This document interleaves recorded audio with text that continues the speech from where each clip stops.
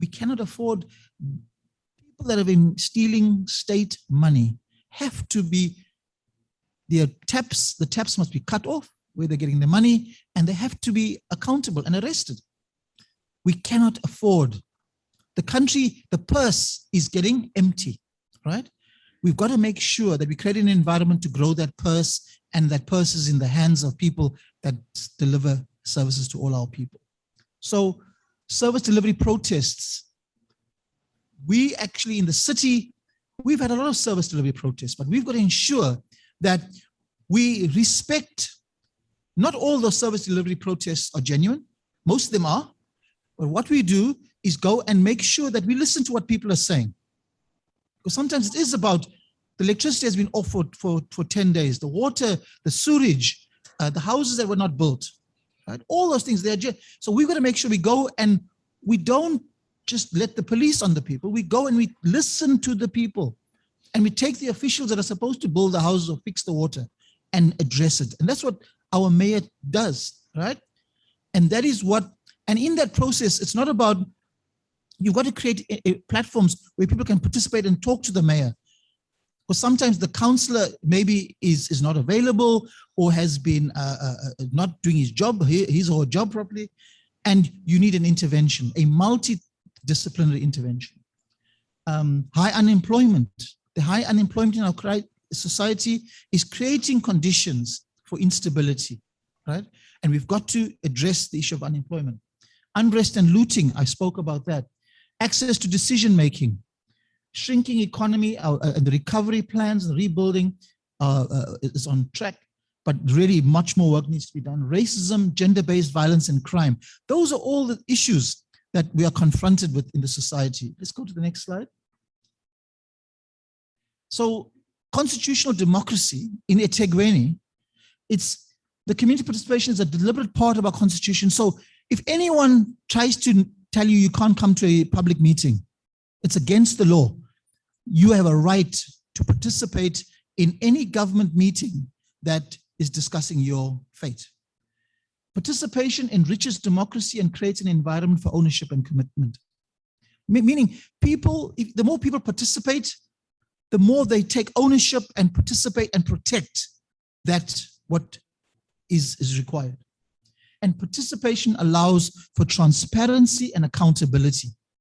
Transparency means that people can see what's happening. No one's stealing the money, decisions are being made properly, and accountability that the people that you elect or the officials that are being paid by your money, they are accountable in what they have not or have done. Next slide. So the current tools that we have in eThekwini and South Africa in general, but particularly in eThekwini, we have free and fair elections every 5 years. But that is not the best form of it gives you a set of leaders that you give a mandate to, right? But even in those 5 years, you've got to have mechanisms to ensure that they deliver, they're accountable in their performance. Community participation and consultation is the law and at all levels of government. So the drafting of the IDP, the approving of the budget and the passing of bylaws, it is in the law at all levels of government that when they're doing a budget, when they're doing, they're passing new laws, they're drafting the integrated development plan, you have, the law says you must be, sorry, you need a timekeeper to flag me. I could talk, yeah. You can just put a red flag. So the other thing we have is ward committees. Right? Ward committees is in a ward, the councillor chairs a ward committee, and in the ward committee, you have to have civil society participants in the ward committee, and the ward committee helps to drive service delivery at a level. Public forums on projects and new initiatives. They are always, and by law, the city, before they launch a project or they do a new project, they're supposed to put it in the newspaper and communicate as a public participation of how people can get the jobs there. So we don't have the Delegubona things, right? You don't have all these mafias trying to take over projects. If you consult with the community understands that this is the contract that has been awarded through a legal process, they must must give 30% of the contract to local contractors and employ local people. Those things can all be discussed there. But because we don't do that properly, it causes problems, right? But there are some, like all these, what they call them, construction forums. Not all of them are criminals, right?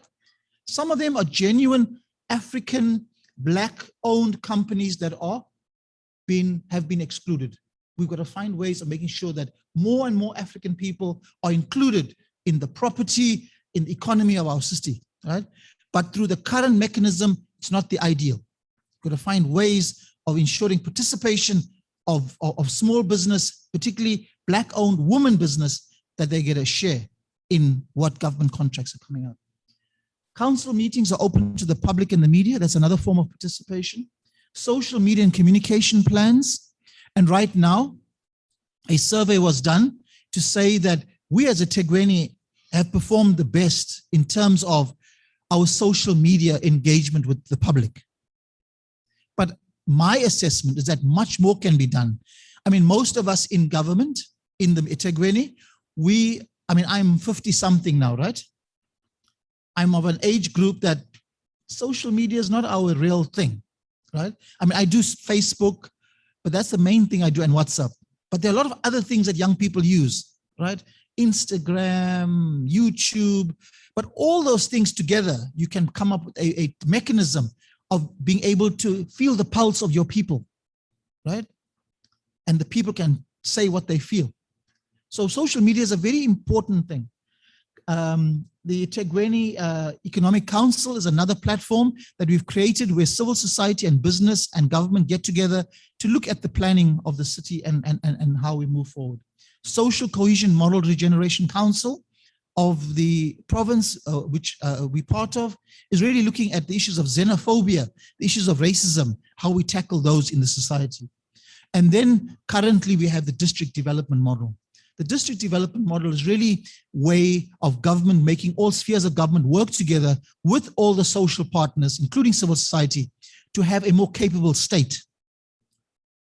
Because that's the one thing that's happened, is that we've got this brilliant constitution and these amazing laws, but the state is not capable enough to implement that. Right? So that is what we need to address. The next slide. So Operation Sakuma Sake is an important, let's carry on. Ward committees, as I said.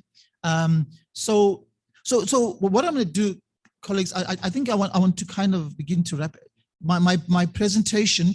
So can we just go to, I just want to move a bit quickly through these slides, because the detail, if anybody wants this presentation, DDP, if you could just put it in a PDF, because it's a lot of slides, and send it to people, because it's got all the technical detail of how ward committees are run, how Operation Sakuma Sake runs. And I would like to encourage all the civil society partners present here today to work on programs that empower and capacitate communities to participate in the IDP, in the budget, in Operation Sakuma Sake, in ward committees, in council meetings, in ward committee meetings. So, because that is where you can have your voice, make your voice heard. And if your voice is not being heard, or you're being threatened, or you're being intimidated, or gatekeepers are keeping you out, find ways of moving around the gatekeeper, right? Because sometimes the gatekeepers are not always working in the interests of government or even the party that they stand for. They're working in their own personal interests, right? So let's just go. I was going to go through. So it talks about composition. Go to the next slide. It talks about the committees that you must have in the ward committee, the portfolio committees, carry on, how it's structured in the city, and the city's admin unit drives that, carry on. The managing the interface, let's go to the next slide. The challenges that we currently face with ward committees and how we are addressing them, go to the next one. So then Operation Sakuma Sake is looking at a lot of the critical things in society, like one of them is HIV/AIDS. Let's carry on. So basically, So Operation Sakuma Sake is the red ribbon challenge of HIV/AIDS and TB and the province, and the open hand means the empowerment of people. So it's really, it's a symbol, and it's like a kind of a war on poverty program. Let's carry on. Okay, so that's fine. But I'll just talk about what I actually do in the city to say, because in my job, right, I do international and governance relations, and my job is to help government, all the government departments work more effectively. But on my international relations work is that I manage 18 sister cities, and most cities around the world have mechanisms of ensuring that citizens can participate in the governance of their cities. Governance, economic development, social development, and even the political decision-making. Those are your three kind of, and so in my international relations work, I've come across many platforms where NGOs, non-profit organizations and foundations have actually signed what I would describe as memorandums of agreement or memorandums of understanding with government to deliver certain aspects of government policy or government programs. So that's another thing that is an innovation I think civil society needs to look at. How can you do your lobbying and advocacy to ensure that you keep politicians and bureaucrats like myself on our toes, right? To make sure that you demand accountability, you demand transparency, right? And even to the point of sharing knowledge, because sometimes I think some civil servants get so stuck in their specific projects, they cannot see bigger picture things, or they cannot see innovations that can enhance service delivery. So in my international relations work, and that's something I'm happy to do with DDP, right? Is to say, how do we take community participation models from other parts of the world and feed it into the DDP program, this program that you are running here today. And I'm quite happy to go into a little bit more detail about do assessments of our current community participation models. But the important thing is, most of our current community participation models are not failing because they are bad models. That's my assessment, right? It's the people that are in those programs that are failing the program. In that, if people don't go to the meetings, if people have narrow personal agendas, if politics is the only driving force of the program, it's going to fail. And also, if it's not inclusive, right? Particularly the issue of including women, including all races, right? Including children, including people with disabilities. So your community participation must also be inclusive. So I'm quite happy to really look at one, sharing knowledge on how you do community participation. How do you take the lessons from Etegweni? And even there's an entity that we are part of in Etegweni. It's called the South African Cities Network, right?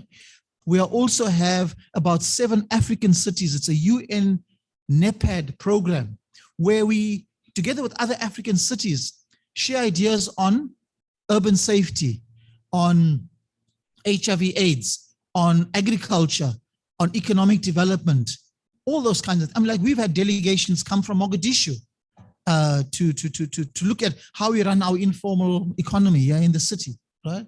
So the issue of sharing knowledge and community participation must never be off the agenda, because it's about people participating in governance that is really, for me, a critical success factor in running a country, running a city, and even running an organization. I mean, like your own organizations, if you don't engage your constituency or your communities you serve, the gap will widen to the point where people will ignore you, or they'll vote you out, or they'll say, we don't need you, you're like irrelevant now, you know? So let's look at the innovation, take an assessment of what is currently happening and do an assessment and say, is it meeting the goals of community participation? You know, what the Constitution, because the Constitution's vision is that the people must be consulted, and that's a cornerstone of democracy. You know, I used to be a really angry young person. I used to run youth leadership camps for the community I was living in. And I remember myself and the committee, we used to sit in a room somewhere and design the program, right? We thought we had all the intelligence. We would design the program, and then we'll take the bus and bus all the children or the youth leaders to this place. We used to go up in Verulam to a place called Oakwood Priory. And it was residential, so we were there for 3 days. On the Friday night when we start day one, the young people rebel. We present the agenda or the program, they rebel. They say, but the whole Friday night we spend redoing the program. I had learned such a valuable lesson, because what happened, even though the bulk of the program is what we wanted to achieve, was still kept, but the young people took ownership of that agenda and that program. And that's what community participation is about. Because if people don't participate, they will not feel a sense of ownership, and they will not defend and protect that project or that. And I think, you know, I might be a bit controversial, but I still think that, I mean, like, I never thought in my wildest dreams I would work in City Hall, right? I used to be part of demonstrations, shouting, swearing at people inside City Hall. Today, I'm inside City Hall. I mean, some of my friends, I mean, the one day I remember the story of the mayor wasn't in City Hall and the city manager wasn't there. I was the most senior person there because they were all at meetings, and there was a protest march outside by a big, by people wanting to have fishing rights here in the beach. It was subsistence fishermen. And so the police came and fetched me to come and receive the memorandum. And like, so I'm standing here with the police and all the riot gear, and there's all the protesters. And some of the protesters knew me. And they're like, Apples, what you doing there? They couldn't understand. And I'm now inside City Hall. So that I now had to take the memorandum and get one of the the leader of the fishermen was making all the shouting, and I had to tell him to bend over so I can sign the memorandum and take it from him.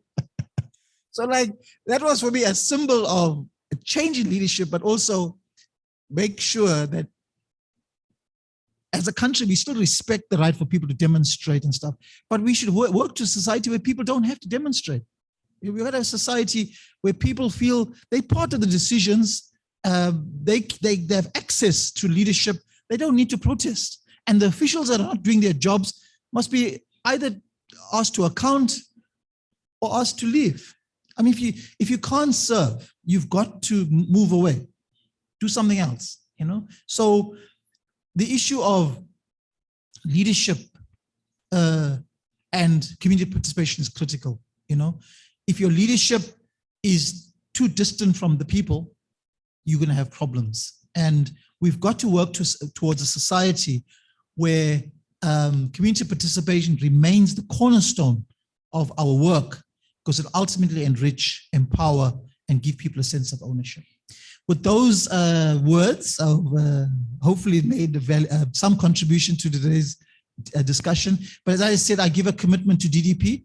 I really like to share, I mean, not just my views, but get our international partners to even share on virtual platforms on community participation at a local government level. No, thank you so much. Thank you very much.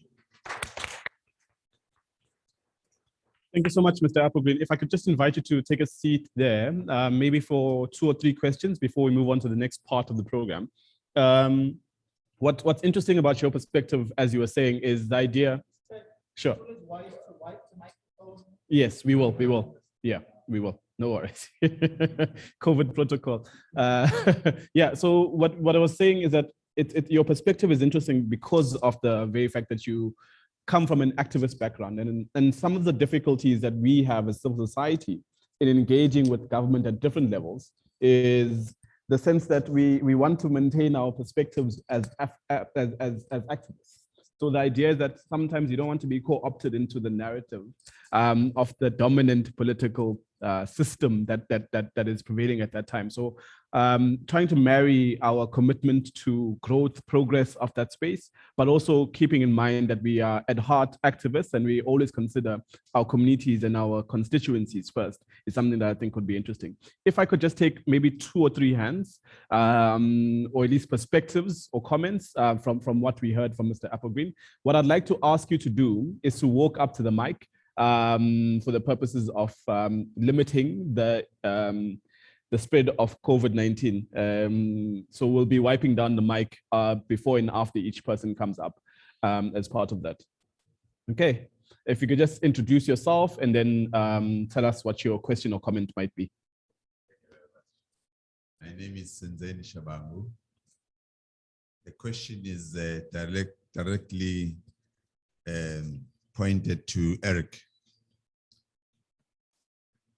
As a social activist, do you believe that the current leadership is in touch or does have a pulse of activities of the people on the ground? Or are they so much glued into the international space and forgetting what the home space is like? Sorry, if you could just, I don't know if you heard the question. You understood? Okay, cool. Next, Begezenzo. Our colleagues joining us on Zoom, you're also welcome to post on the chat section. Should you have any questions for us? Well, good morning, everyone. Well, my question is a very simple one. I heard you, Mr. Apelgren, talking about ward committees. So in our communities, we have ward councillors who only call meetings for their volunteers. And therefore, we find ourselves, or the community find itself neglected because they are not volunteers of that certain ruling party in our community. So how can we address that issue whereby we need our councillor to call the meeting for the whole community, not only for the members of the ruling party? The second question is that I heard you talking about ward committees. Another challenge is that the only the committee that sits is a branch executive committee, and the members of the community or other structures that exist within the community are not welcome in that meeting. So how do we address also that issue? Because as a civil society organization, we also want to participate, because those people are taking decisions on our behalf, and we are the one who have to suffer the consequences of their decisions. And the other one. Lastly, yes. Thank you. How can, as young people in not well recognized communities such as Tasenuk, can we participate in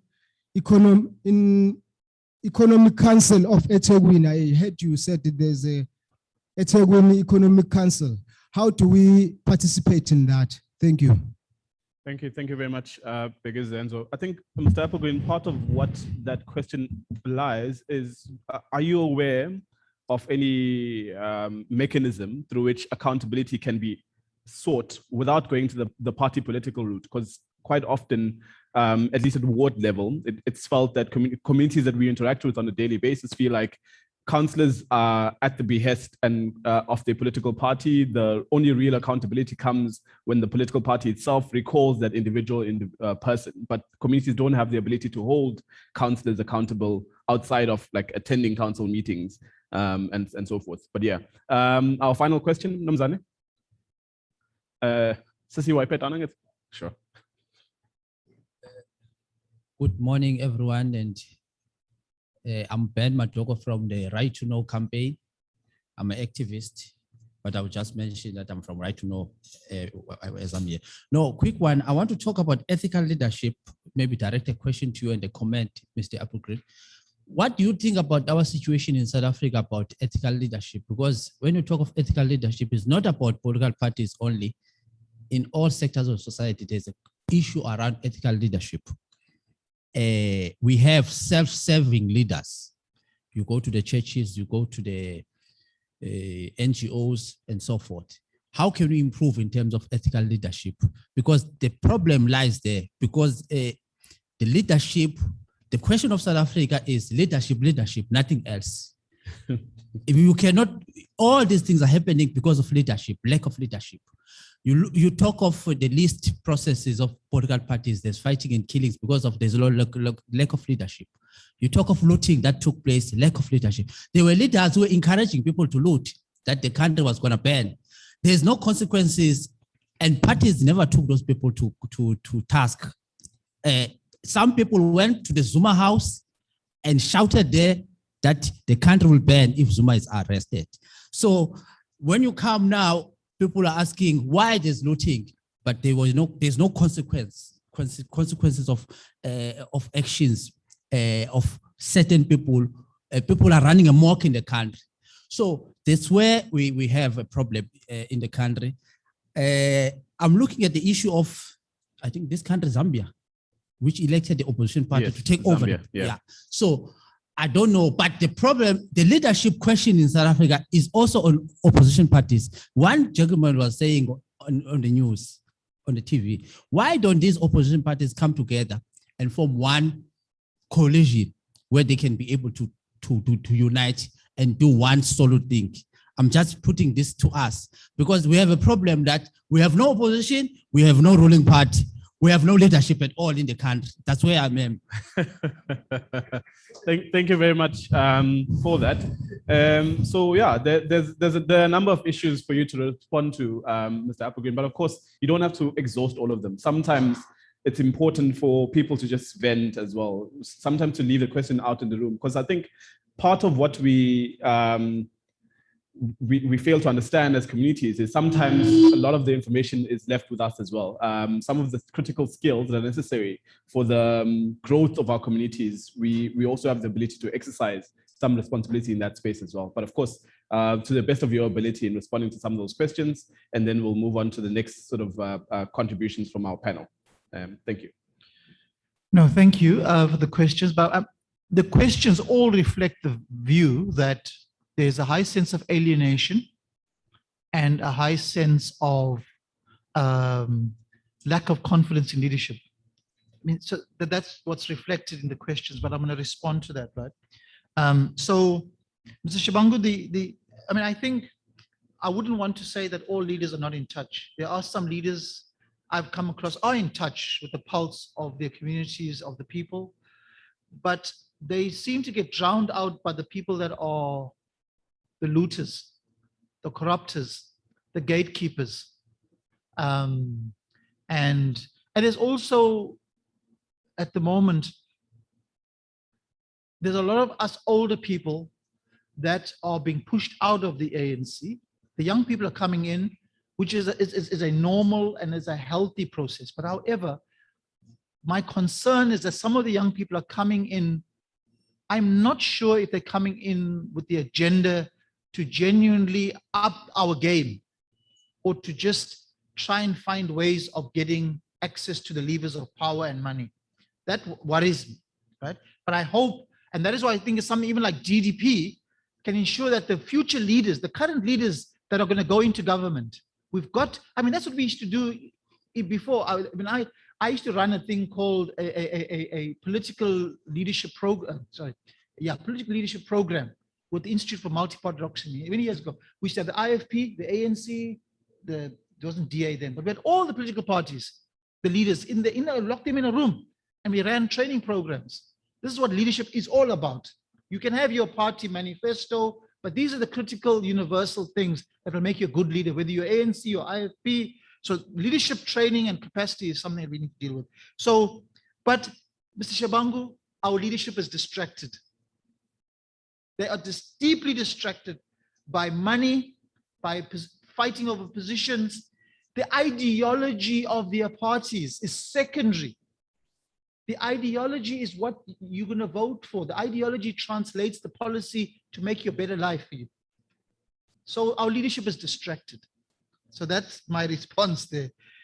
The ward committees, there is a report, and we are currently COCTA assessing our ward committees. So to the young man who asked about that, there are some dysfunctional ward committees, right? And it's also related to your other question about the branch, because what you're saying, the ward committee and the ANC branch, where the councillor is your leader, is you're alienated from that process. You feel that you can't participate, or the meetings only, he's talking only to a a group of people that subscribe to his view. And it's very unhealthy in a democracy to only listen to the people that tell you what you want to hear or you all agree. That is bad for a leader. You will fall hard if you only listen to the people, because your own people can tell you things that you say, yeah, oh yeah, okay. And you believe it. Next minute, you chop down. Right? So don't believe your own propaganda. It's just a lesson for leadership. Right? So and in a ward committee that's not functioning, the office of the speaker in eThekwini, the office of the speaker is supposed to receive complaints about a ward committee that's not sitting, that's not functional, right? And where people feel they not participate or the meeting's not held, they don't get invites, they can't get the issue. So the office of the speaker is responsible for ensuring the conduct of councillors is proper in whatever they're, and one of them is ward committees. And that includes, I mean, the branch committee meetings. It's difficult there because if you're not a member of the ANC, you're not necessarily invited. So it's the branch meetings of ANC leaders or ANC members, right? So that is a difficult one. But at the same time, you are saying, how do you get your voice heard there so that those ANC members can tell their councillor, the water problems are serious, or we need more housing, or the young people are unemployed, and so that's a bit of a difficult one. So we need to find ways of how do we not necessarily say you must not go join the ANC.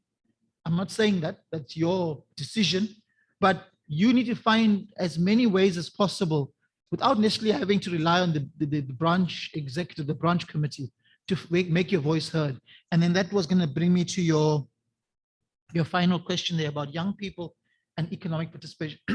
My view is set up your own young persons co-op or young persons organization or youth formation. That's vision is to create economic opportunities for young people in your community. Create your own organization. Get DDP or any other NGO or whatever to help you get an NPO registered, get some training in how you do it. What is the best tool? Then you can become a member of the Economic Council. If you have an affiliated organization, you can request to be a member of this council and you get access to the information, right? And I mean, this council is not even critical. I think the more critical one is you need to find ways of how do you get access to business support unit for entrepreneurship training? How do you get access to Itala Bank? How do you get access to all these economic platforms that are supposed to give young people access to capital or ideas to set up businesses, that kind of thing. But I mean, organization is my answer to you. Get organized.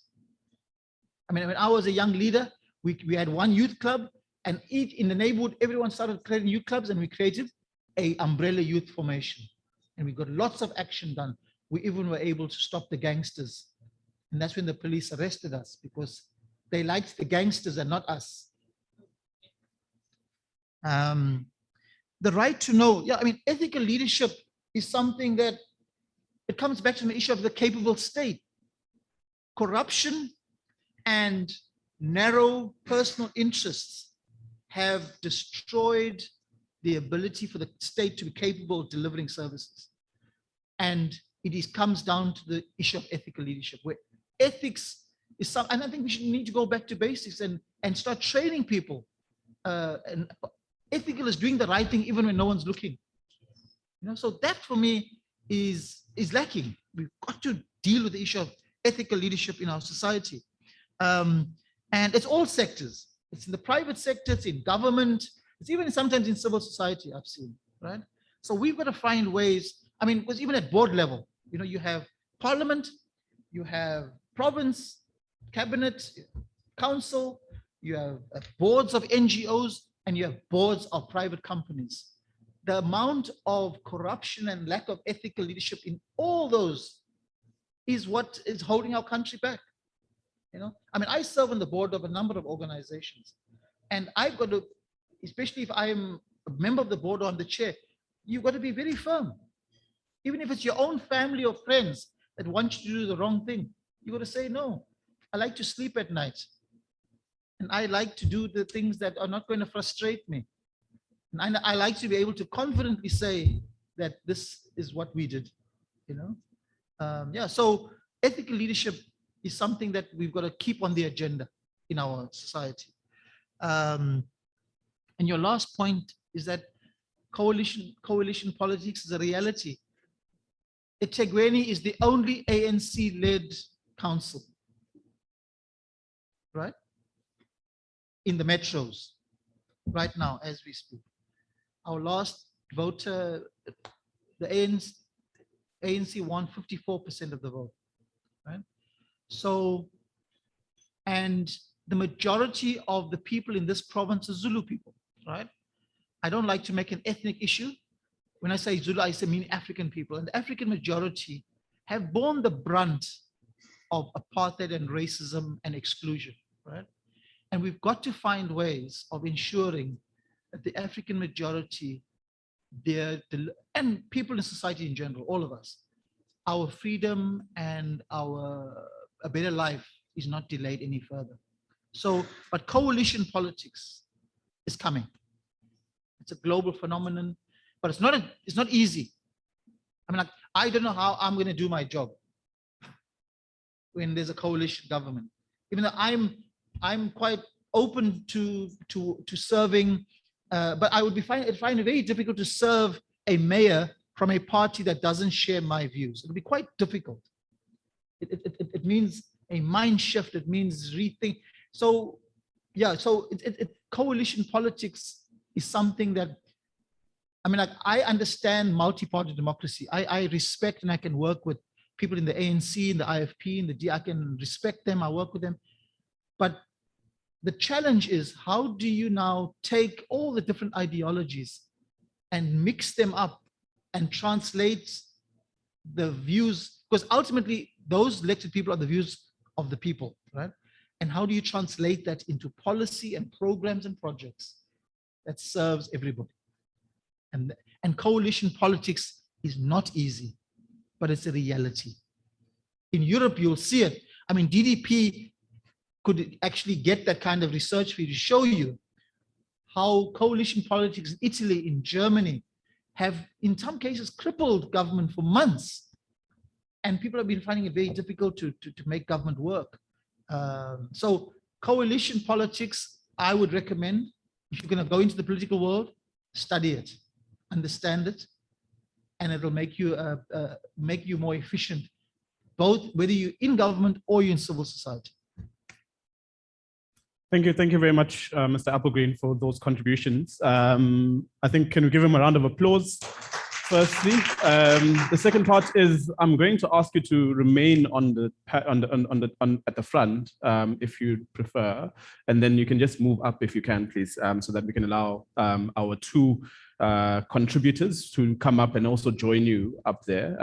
We have firstly Ms. Bonolo Makgale, who is a program manager at the Center for Human Rights, that's based at the University of Pretoria, and she'll be speaking to us about the impact of COVID-19 on municipal systems and accountability from her perspective. She's published widely, and one of her recent publications, they held a webinar, I think it was probably last week, with the Sunday Times, and part of her publication was on this concept of coalitions, and whether they are whether the political parties enter into them genuinely or with some respect of compromises, and what those compromises mean for the ways in which it engages service delivery and all of those sorts of things. But of course, that's something that's a discussion we can have with her over tea, or even at our next Mail and Guardian webinar that we'll be having at the end of the month around coalitions in particular. But for today, she'll be talking to us about COVID-19 and the impact on municipal systems and accountability.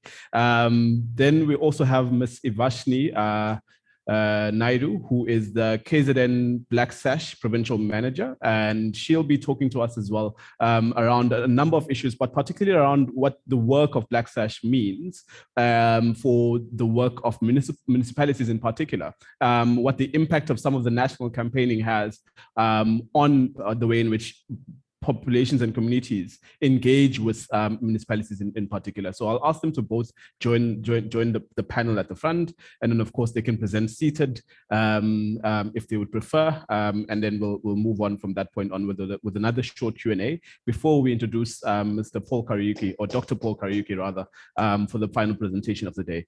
Can we give them a round of applause? Just another reminder to our colleagues on Zoom, should you have any questions, comments that you'd like to pose, please do either raise your hand or make a comment on the chat section. We are conscious that you're still with us, and we appreciate your time in that respect as well. So we'll start off firstly with Bonolo for her presentation. She doesn't have a PowerPoint, but yeah, you are that are Leonard. So we'll follow quite closely. We are asking, yes, ma'am. No problem, no problem. Thank you so much. So just as a reminder, Mr. Apelgren has requested to leave us in 20 minutes. If you would like any further communication or in respect of his presentation, we will be responsible for that. And we'd just like to thank him again for his time and appreciate that he was able to be with us today. We do appreciate your time, Namzan. All right, Bonolo.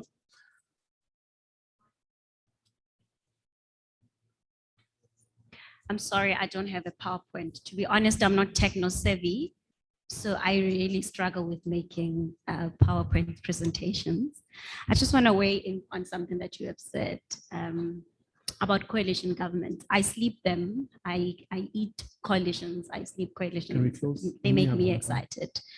I think one of the things that we could think about, because whether we want to accept it or not, coalition politics are going to be part of us for the next decade even. And they're very difficult art to master. They would require political parties to really create an environment that is good for governance.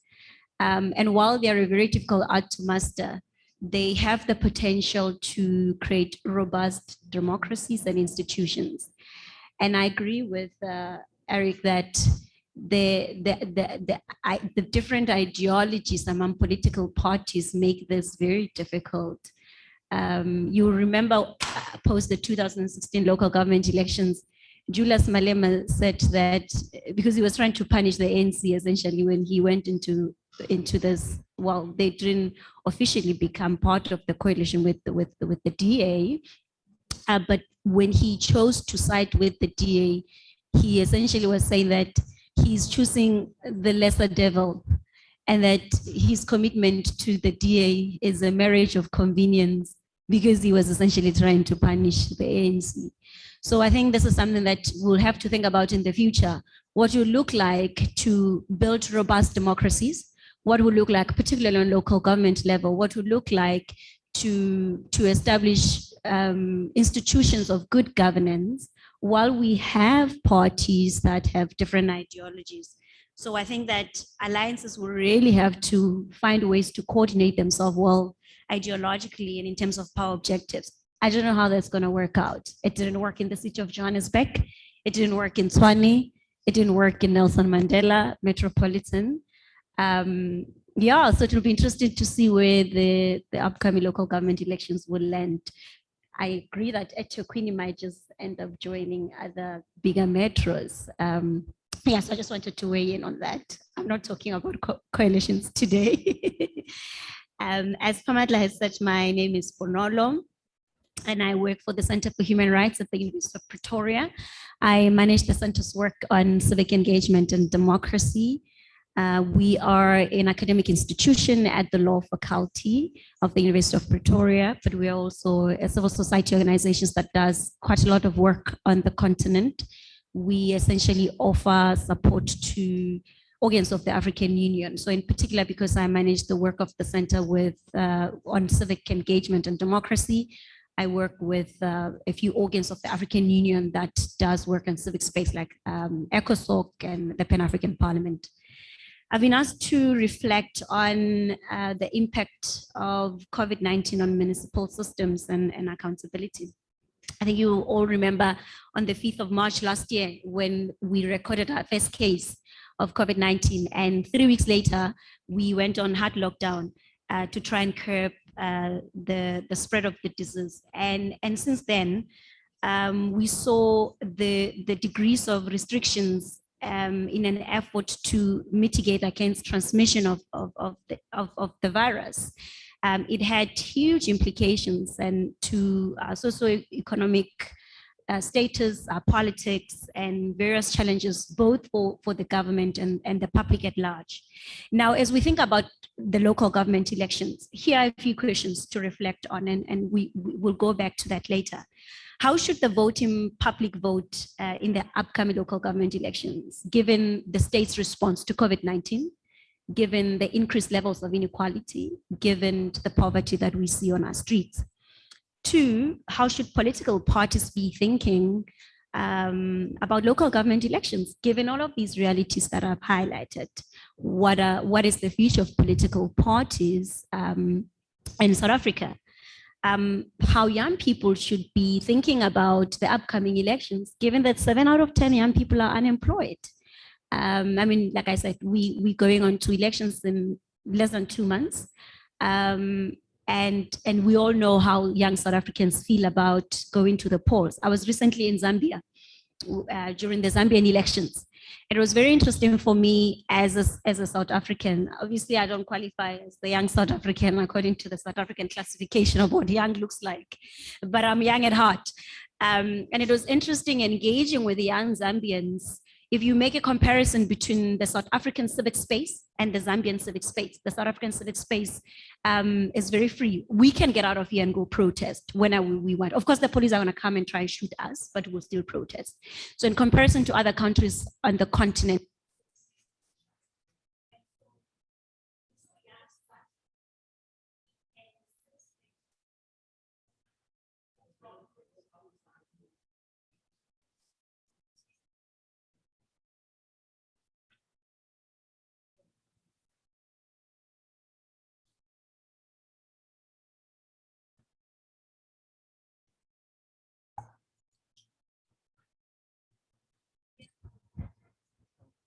okay, I do have a loud voice. Oh, there we go. Yeah. So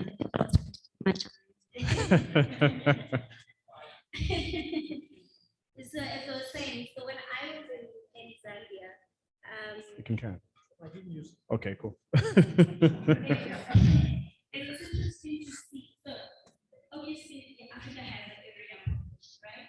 And the highest percentage of young people who registered and voted in Zambia were young Zambians. And it's interesting to see that because they knew that, because in South Africa, young South Africans had an option to not vote to the polls, but to express their political right and political participation at the polls, right? Young Zambians were to the polls, and that's why Zambia has a new government. And I think this is something that we need to think about as young South Africans, that while it's this reality of the disillusionment that we have with the current government, how do we find change that is organic? We are going to the polls, then what happens? Young Zambians went to the polls, and now Zambia has a change government. So as we think about this, think about the new local government, how should young South Africans be voting, given the right of COVID-19, given the right of the state of responding to COVID-19, given the fact that 7 out of 10 million people are unemployed. Has sanitary improved and corruption references on local municipalities? If the answer is no, what ought to be done to ensure that we promote good governance and to ensure that we improve citizenry for local government? I think we cannot agree that corruption is not separate. It was just decentralized. It was packaged snacks. So if we think about the fact that corruption is decentralized in local government, how do we go? What do we see? Now, what I'm going to speak about and impact on the municipal system. I mean, we all know that local government is the branch of government that is responsible for basic systems, talking water, sanitation, electricity, and maintenance of infrastructure. Service delivery, efficient function of municipality have been a great challenge for local government as a result of funding challenges, corruption, political related issues. In fact, reports detail that COVID-19, approximately 50% of municipalities were in financial stress. So COVID-19 found already in financial stress. The regulations for the management of the pandemic mandated municipalities to provide further services to their constituents. And services like establishing quarantine sites, for example, and provision of materials that can keep the spread of the virus.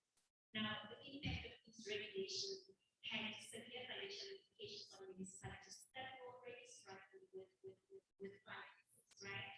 Now, the economic impact of the pandemic on municipalities was seen through the lens of broad economic impact of the municipality, of the population at large, and the impact of municipal budgets. At the height of the pandemic and during the hard lockdown levels, municipalities experienced a shift in their revenues as a result of the broader socioeconomic context, which led to increased workforce and lower household income. Municipalities were unable to pay revenues from channels that they usually would, institutions where the economy was really much down. And the government provided a COVID-19, you remember this in 2020, in order to alleviate the financial strain on municipalities and the loss of income during COVID-19. About 11 billion was allocated to municipalities with larger cities and regions to be larger portions of the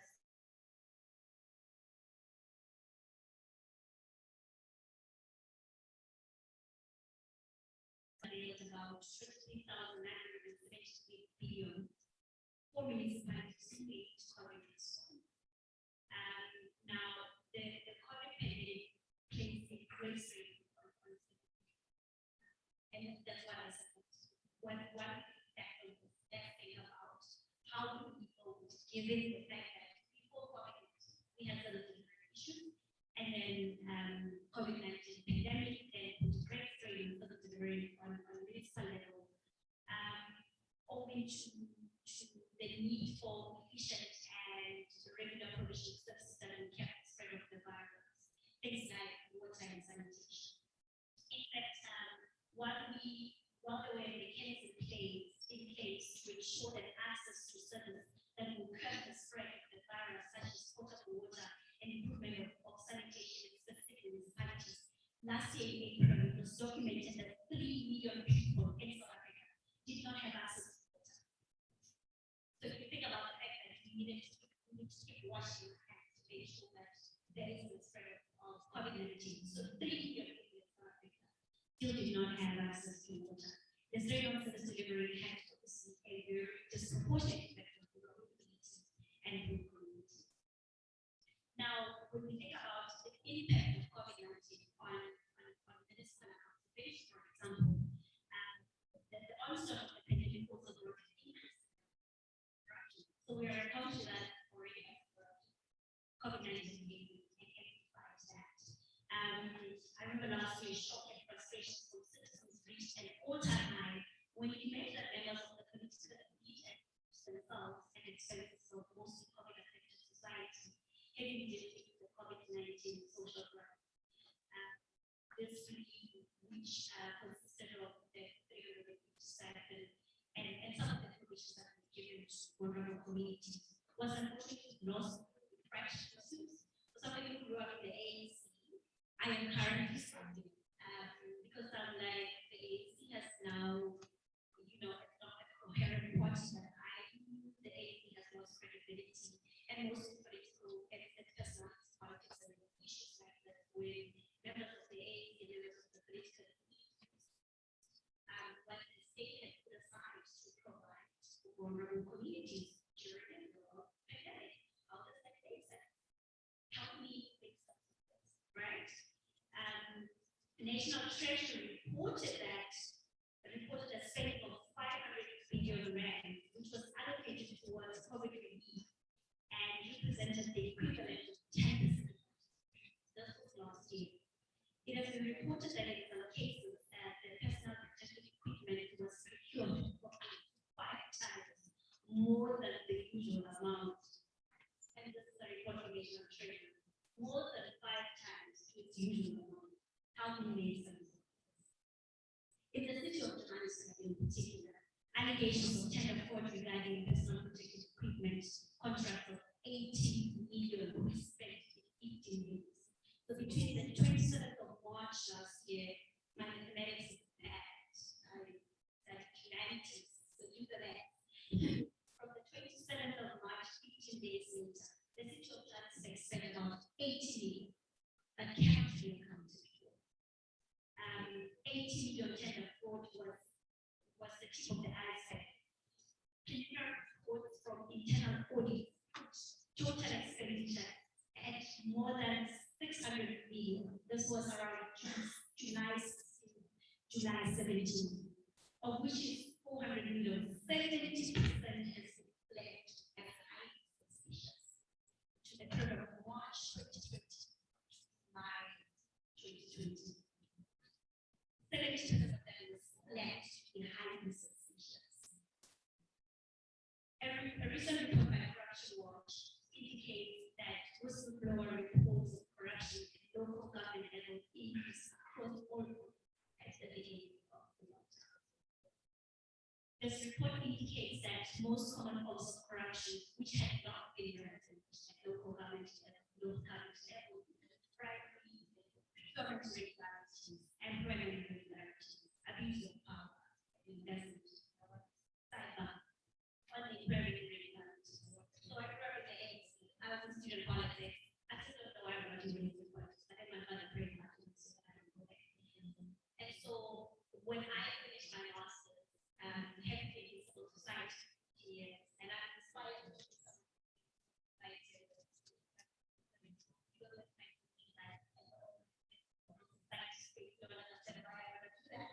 but we'll figure it out when we get there. So I'm in the ANC meeting, so I'm having conversations with you, and I mentioned that I want to work for the state. I specifically say that I would work for the presidency, or I want to do it for public government, or I want to do it. So I keep talking about my experience. You can have the ANC cast. And keep it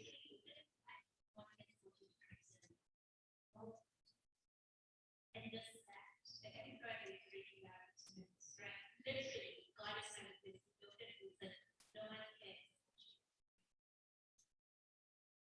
Now, I'm going to use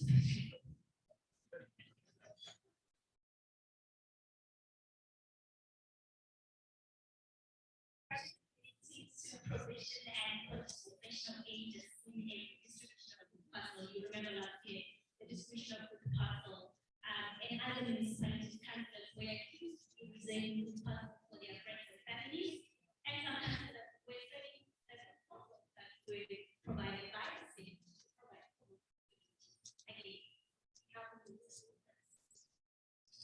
Rampant corruption and irregularities were also seen in the procurement process of ensuring the distribution of the spread of the virus, such as I mentioned earlier, personal protective equipment used by frontline workers, as well as funds directed to COVID-19. These issues were a direct effect of widespread corruption that continues to plague this nation, as well as lack of accountability and transparency during COVID-19 procurement process. Just as I conclude, there have been several responses related to maladministration and corruption associated with the COVID-19 pandemic, and calls for accountability for perpetrators at various levels. Since March 2020, the law and the disciplinary procedure agreement and other mechanisms of the law have been implemented as punitive measures against those guilty of maladministration. But again, we can't put this mechanism in place and go into commissions of inquiry and no one get arrested, right? So what happens? So we just keep putting this, and that's why I say this respectfully. That's why sometimes I struggle when I hear things like, you know how the global community is celebrated for surviving apartheid. We hear ministers say things like we've got best policies. How do we evaluate that our policies are good if they are not implemented? How do we evaluate that our policies are good if we still have episodes delivery? How do we keep claiming that we've got the best constitution in the world, right? I just recently read a book by Danny I use this very concept that he ran with, that idea for the best constitution was, and he goes on this argument where he talks about constitutional triangles. And basically what he means by constitutional triangles, I'm not going to store the legal provisions of this, but basically the whole idea of constitutional triangles is this nation, this notion that we celebrate triangle, because the world tells us that I feel for the best constitution. Honestly, if you ask me, the best part of our constitution is the Bill of Rights. I think it's the first 3 chapters. Yeah, the first 3 chapters of the constitution. The rest of that is just nonsense, honestly. And I think it's just always paper. And the Bill of Rights, yes. But again, if we think about transformative constitutionalism, how we also measure the impact of the Bill of Rights. 3 million people in this country still do not have water and sanitation. So why do we keep saying we want the best constitution in the world? We need to get over this constitutional crisis, and we also need to get over this nonsense that we've got best policies. Yeah. We've got best written and documented policies. But the fact that they are on paper and well documented means absolutely nothing. It doesn't change the lives of our people.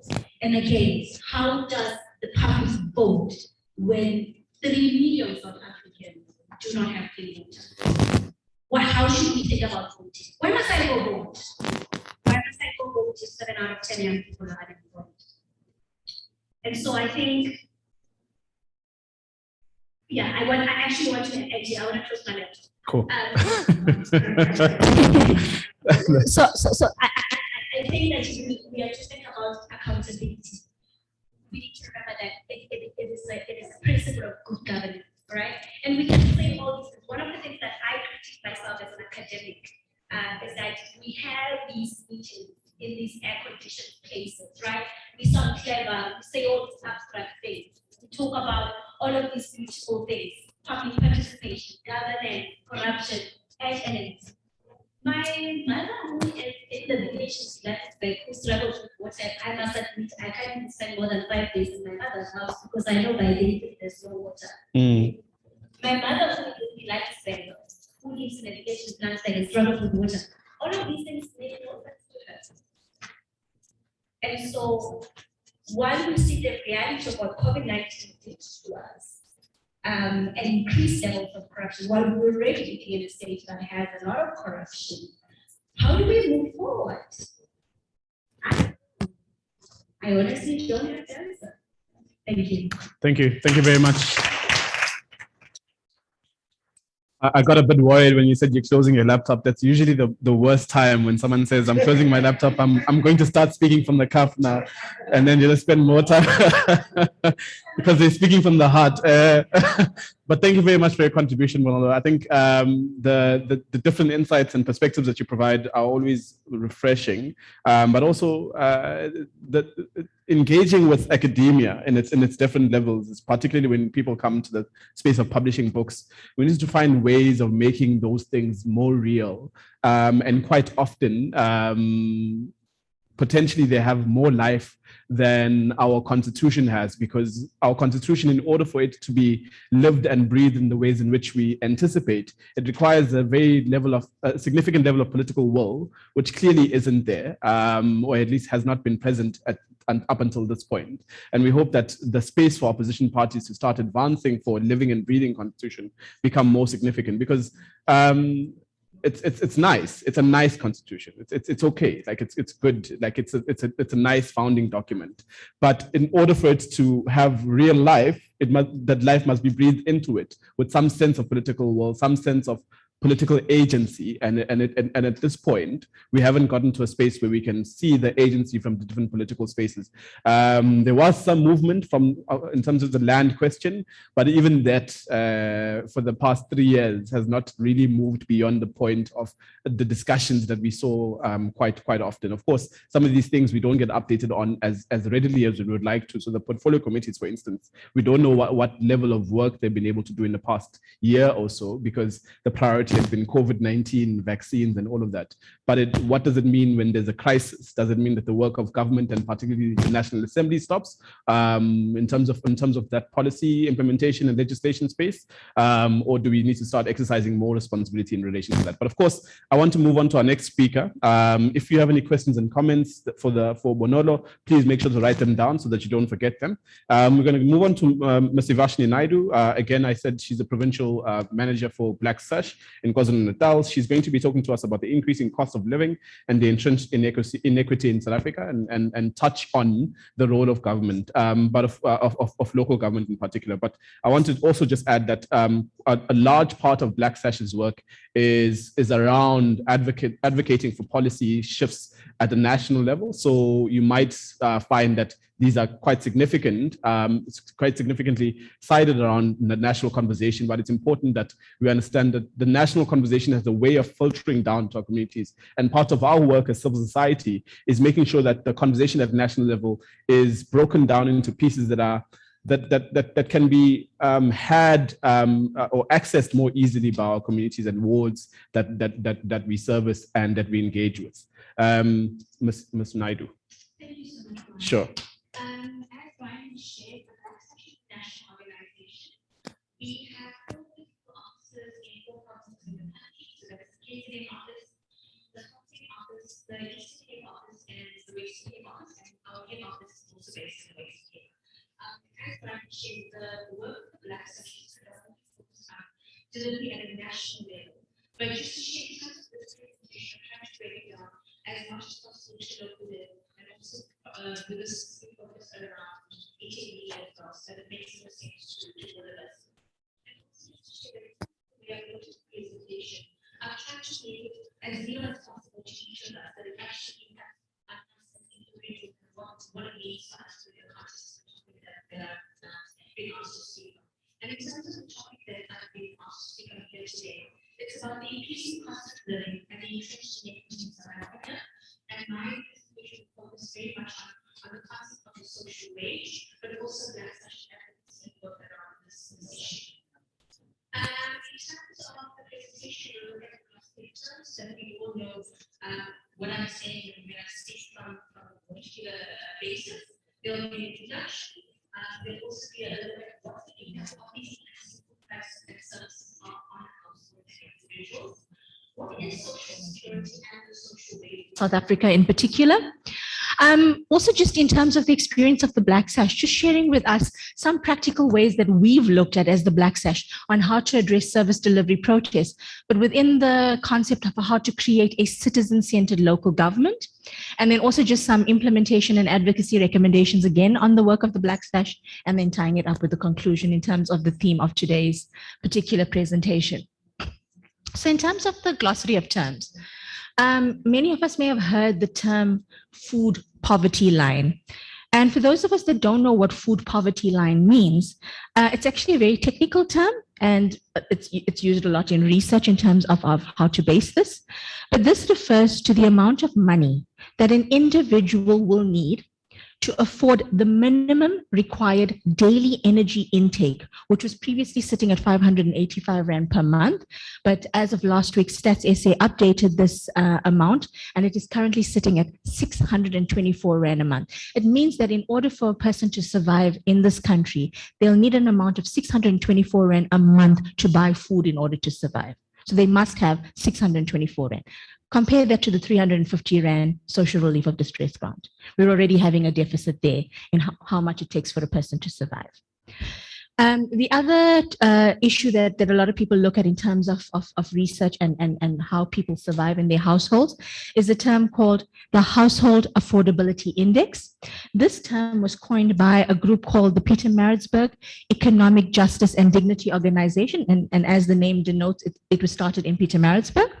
And they work together with a group of women who live on low income in various towns in South Africa. That is Joburg, Durban, Cape Rock, and Pietermaritzburg.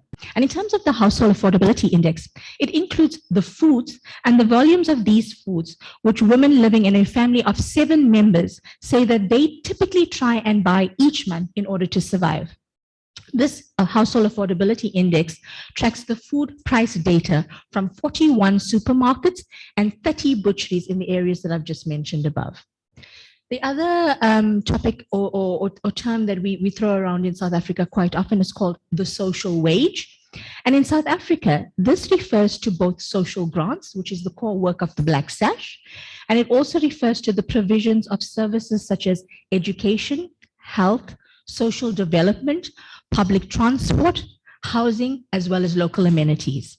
Social assistance, which is the core work of the Black Sash, this refers to social grants, and it's administered by the South African Social Security Agency, or SASSA for short.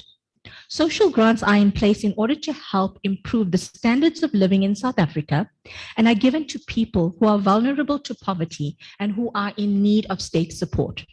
These include the older persons grant, disability grants, as well as child support grants, which many of us may be aware of. And the last term that I want to share with us all is that of free basic services, which my colleague also spoke about. In South Africa, government has committed to providing a basic amount of free water and electricity to poor people. Local government also commits to providing clean drinking water, sanitation, electricity, shelter, waste removal, and roads. And as we've heard, 3 million of our people still don't have access to water. So those of you that have been following and I think Eric also touched about the high unemployment rates in South Africa, but at the end of August, many of us would have noted that Stats SA actually shared the most updated stats of unemployment rates in South Africa. And it has been the highest rates of unemployment that we've ever seen to date as a country. So in terms of what they've shared, it stated that we have a record high of 34.4% or a staggering 44% of unemployment rate in South Africa. And 44% is actually the expanded definition of unemployment, which includes people who have actually just given up looking for work in this country. More than 46% of young people under the age of 34 and a staggering 63% of under 24s are unemployed. Those of us who have seen the queues at the post offices, you'll notice that the age group of people standing within those queues are literally between age 18 to 24. That is that's your group of people who literally have no access to any other form of support in this country. These figures that Stats SA has announced has obviously not taken into consideration the impact of the recent unrest that occurred in KZN and Gauteng, which obviously led to further job losses during this period. Currently, South Africa has approximately 18 million beneficiaries who receive social grants. And as we know, as of the 8th of September, SASSA has confirmed that they've received 12.9 million applications for the COVID-19 Shrod grant, with about 8.3 million applications being approved. So if you add that number of 18 million plus a further 12.9 million people, that tells you the amount of people in this country who are living within poverty levels that are just staggering to imagine as a country. These exorbitant figures obviously give us a snapshot into how the triple threat of poverty, inequality, and unemployment is deepening in South Africa. And the policies that have been put in place to address these measures have in fact been eroded due to poor governance, corruption, and exclusionary practices, as both of our previous speakers have also shared. So what does this mean for us as individuals? It does obviously have an impact on increasing food prices, but also in terms of the services on households. In South Africa, we have many households who are living on low incomes and workers who earn very low wages. And amongst these people, they spend a very large portion of their income on food and electricity. For workers who have recently lost their jobs in KZN and Gauteng, and for families who have been barely holding on during the past 2 years, any further increases in the price of food and basic services will actually create a massive crisis in households. In terms of the August 2021 Household Affordability Index held by the Pietermaritzburg Economic Justice and Dignity Group, excuse me, the average cost of the household food basket, and the household food basket it includes the basic items that most households would purchase for their households to survive, is sitting at 4,241 Rand. So it means that a family of four possibly would need about 4,241 Rand in order to survive. Month on month, between July 2021 and August 2021, the average cost of the household food basket increased by 103 Rand. Over the past 12 months, which is from September 2020 to August 2021, the average cost of the household food basket increased by 384 Rand. So in September 2020, it was sitting at 3,856 Rand. July 2021, it actually increased to 4,241 Rand. As we know, August 2021 has also seen massive hikes in the household food baskets of, in particular, Joburg, Durban, and Pietermaritzburg. The reason for this being, this is the area where most of the unrest was located. This is also linked to the 2 weeks in July and the severe disruption of transportation routes, the burning of trucks on the highways, closed off roads, looting and destruction of supermarkets and other shops, processing and packaging houses, ports, and the disruption of agricultural activities. The Durban household food basket increased by 161 Rand and 60 cents between July 2021 and August 2021, followed by the Joburg basket, which was increased by 143 Rand, and then the PMB basket, which was increased by 128 Rand. So what does this mean for workers who basically live on low wages in this country? For people on low wages, the bulk of their money is spent on food, electricity, and transportation.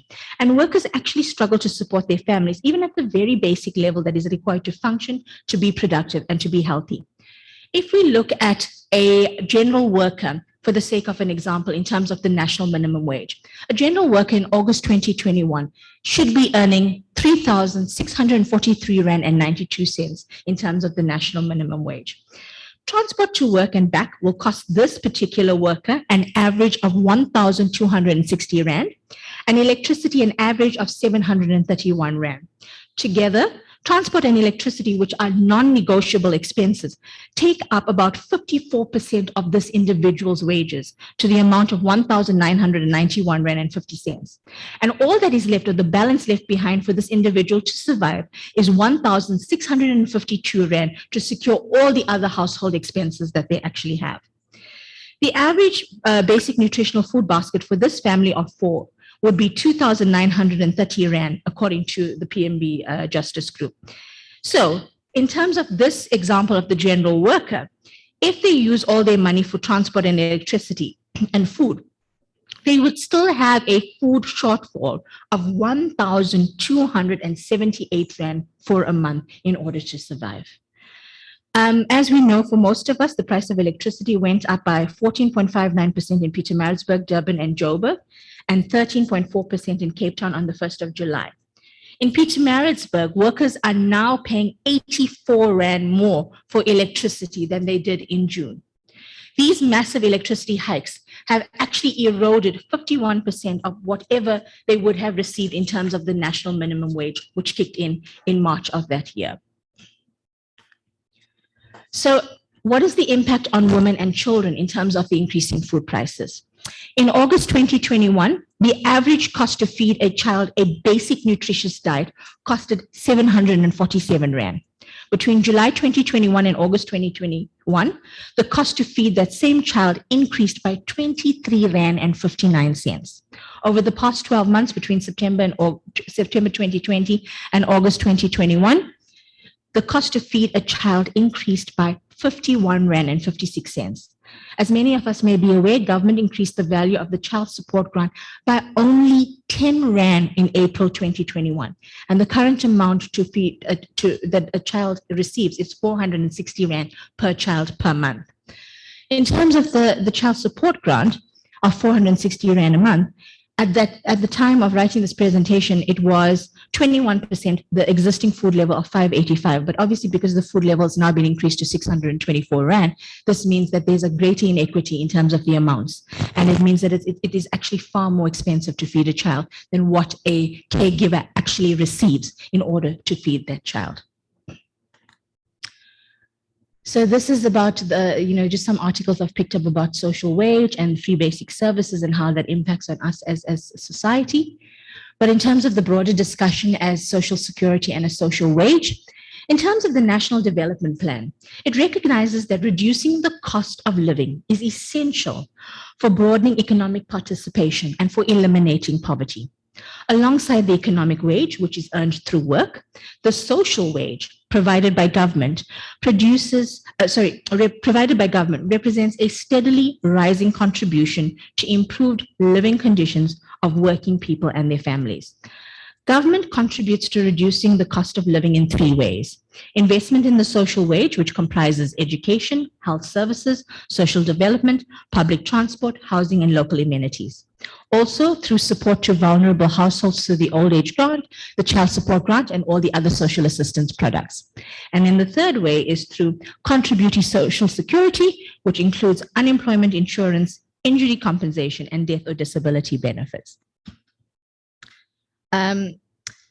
In terms of social assistance and welfare services, the social assistance program provides a regular income to South Africa's most vulnerable households and is government's most direct means of combating poverty. And I think I've shared the stats with you above in terms of the 18 million social grant beneficiaries. However, what is interesting to note in terms of social assistance, more than half of all households benefit from social assistance. For a large amount of households, social grants are in fact the main or the only source of income that people actually receive. I just want to touch a little bit about social assistance amidst the COVID-19 pandemic. On the left-hand side from where I'm sitting, if you are interested, that's a research paper that the Black Sash did in terms of social protection in a time of COVID. It's available on our website. It actually makes great reading if you're interested, where we actually looked at what people who received the COVID grant actually did with that money and also the challenges they experienced. But just in terms of what people went through in terms of the pandemic with regard to social assistance, as we know, in an attempt to mitigate the negative economic impacts of COVID-19 on vulnerable households, the South African government allocated 50 billion rand in additional social assistance spending. The cash transfer package included a temporary increase in existing grants and introduced a new COVID grant. The addition of the COVID grant sought to reach a much larger group of otherwise uncovered vulnerable individuals. What did this breakdown look like? The government social grant COVID-19 package, which was valid between May 2020 to October 2020, was comprised of the following. Firstly, it had a 1 month 300 rand increase in the child support grant for each child of the caregiver, followed by 500 rand per month increase for each caregiver. So the caregiver themselves were receiving their own grant for the next 5 months, which ended in October 2020. Then there was a 250 rand monthly increase for all other social grants for 6 months, which was the period May 2020 to October 2020. And then, as I said, there was the introduction of the special COVID-19 grant of 350 rand per month for unemployed individuals not receiving any other form of state assistance for 6 months. And this was further extended from November 2020 to January 2021, and then was further extended for another period from February 2021 to April 2021. This package possibly reached about 36 million individuals, accounting for approximately 63% of the South African population. A critical exclusion for the Black Sash was that once the caregiver grant of 500 rand per month came to an end in October 2020, caregivers were still not allowed to apply for the COVID-19 grant, despite the fact that the grant that they receive is on behalf of the child or the children that they have, and not for themselves. According to the NITSCRAM Wave 5 survey, the ending of the COVID-19 grant in April 2021 and the removal of the top-ups of the grants in October 2020 would actually result in higher rates of hunger amongst these vulnerable populations due to the lack of available cash in these households. As we know now, the COVID-19 grant was reinstated in August 2021, and it will continue to March 2022. And I've shared the stats of who is receiving it. In terms of free basic services, and I'm going to go through this quite fast. As we know, access to free basic services in South Africa continues to be a battleground for all of our people. According to Stats SA, eThekwini has the largest number of indigent households in the country. Municipalities determine their own criteria for identifying and registering indigents. To a large extent, this determination is based on the resources available to the municipality, and the general rule is that indigent households are entitled to 6 kiloliters of free water per household per month and 50 kilowatt hours of free electricity per household per month. The extent to which sanitation and refuse removal services are subsidized varies from municipality to municipality. And, as we've shared, the policies may be admirable, but the implementation thereof is sorely lacking. And every day we note the protests that plague our communities to show their dissatisfaction in accessing local government services. A new research that I picked up was published by the Public Affairs Research Institute. It reveals that in the 2029 financial year alone, some 9 billion rand budgeted and dispersed by South Africa's national treasury to local government just for the provision of free basic electricity to the poorest of the poor has actually been misappropriated by municipalities. This report, titled "Broken Promises, Electricity Access for Low-Income Households, Good Policy Intentions, Bad Trade-offs, and Unintended Consequences," further shows that in the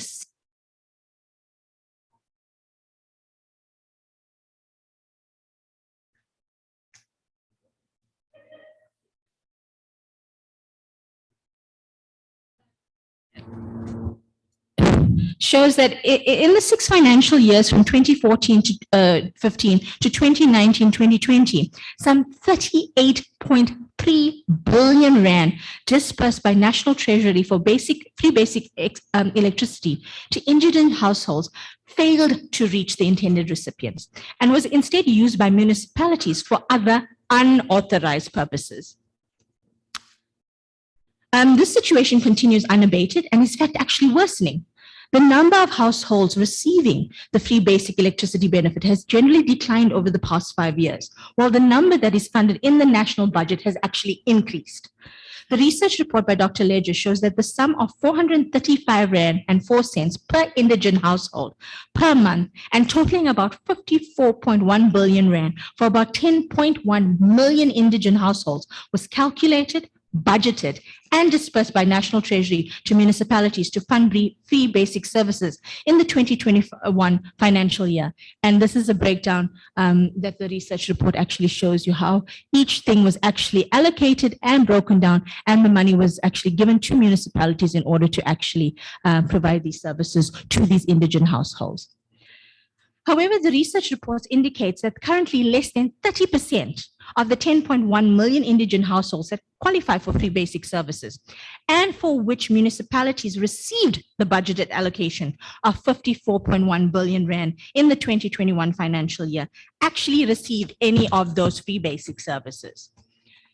This failure to provide the free basic services and the free basic electricity to indigent households reflects negatively on the relevant national government structures that set these policies, such as Departments of Mineral Resources and Energy, Public Enterprises, and COCTA. Furthermore, the failure to ensure that these funds calculated, budgeted, and dispersed for poverty relief actually reach the intended recipients reflects very poorly on various bodies such as Parliament, SCOPA, National Treasury, and the AG, who are actually supposed to provide oversight in respect of public expenditure. Finally, the failure to deliver free basic services and free basic electricity to indigent households also reflects badly on government agencies, state-owned enterprises, and industry associations such as the National Energy Regulator, Eskom, the South African Local Government Association, the Association of Municipal Electricity Utilities of Southern Africa, who are all responsible for implementing government policy. So this is just, what Black Sash has tried to do in terms of mitigating some of what we see in the country. So as the Black Sash, in the course of our work, we've also taken note of the large number of protests that occur across the country, where communities feel that this is the only way that they can get the attention of government to address their needs. How did we attempt to address this? So we, as the Black Sash, we formalized what we call our community-based monitoring program, which is CBM for short. The objective of this program is to cultivate a monitoring and advocacy practice in identified marginalized communities which are located in urban, peri-urban, and rural areas across South Africa. How do we do this? Through grounded monitoring of government service delivery by identified civil society organizations, which will form the basis for dialogue and advocacy at a community and policy level for affordable, appropriate, and dignified service delivery. So in terms of this project, what do we seek to achieve? We seek to capacitate community-based civil society entities, particularly those in marginalized communities, to engage government from an informed basis through the monitoring that they actually do at a grassroots level. We do this with our partners through real-time monitoring at service delivery sites where we survey beneficiaries of services, the staff who actually implement these services, as well as other relevant stakeholders. This report that we derive for each site is then shared back to that community, that service site, and the various structures of that service site so that there can actually be real traction at that site to change at a local level. The various structures are also given an opportunity to respond directly to these affected communities and also to assist and support any resolution of any pending issues that they may pick up in the course of the monitoring. So this is a project that we instituted in 2010, and it's still going on in terms of our current work. And just to share some of our learnings thus far. So various government departments actually are very reluctant to have us monitor at their sites. And the tension and the lack of wanting to be accountable is actually more from the national perspective as opposed to some of the local sites. We actually get some of the local offices begging us to come to their sites because they feel that we can actually make change if we are able to advocate as to what we're seeing on the ground. In terms of working with community-based organizations, we ensure that the information is gathered, that is authentic, it's real time, and it's actually very local because it's at that specific site. It also ensures that the information gathered is fed back to the respondents, whoever have been involved. We also try to make sure that localized advocacy efforts are implemented in a coordinated way. And then also just building the relationships with the various levels between the community partner, that local service delivery site, the various layers of government, etc.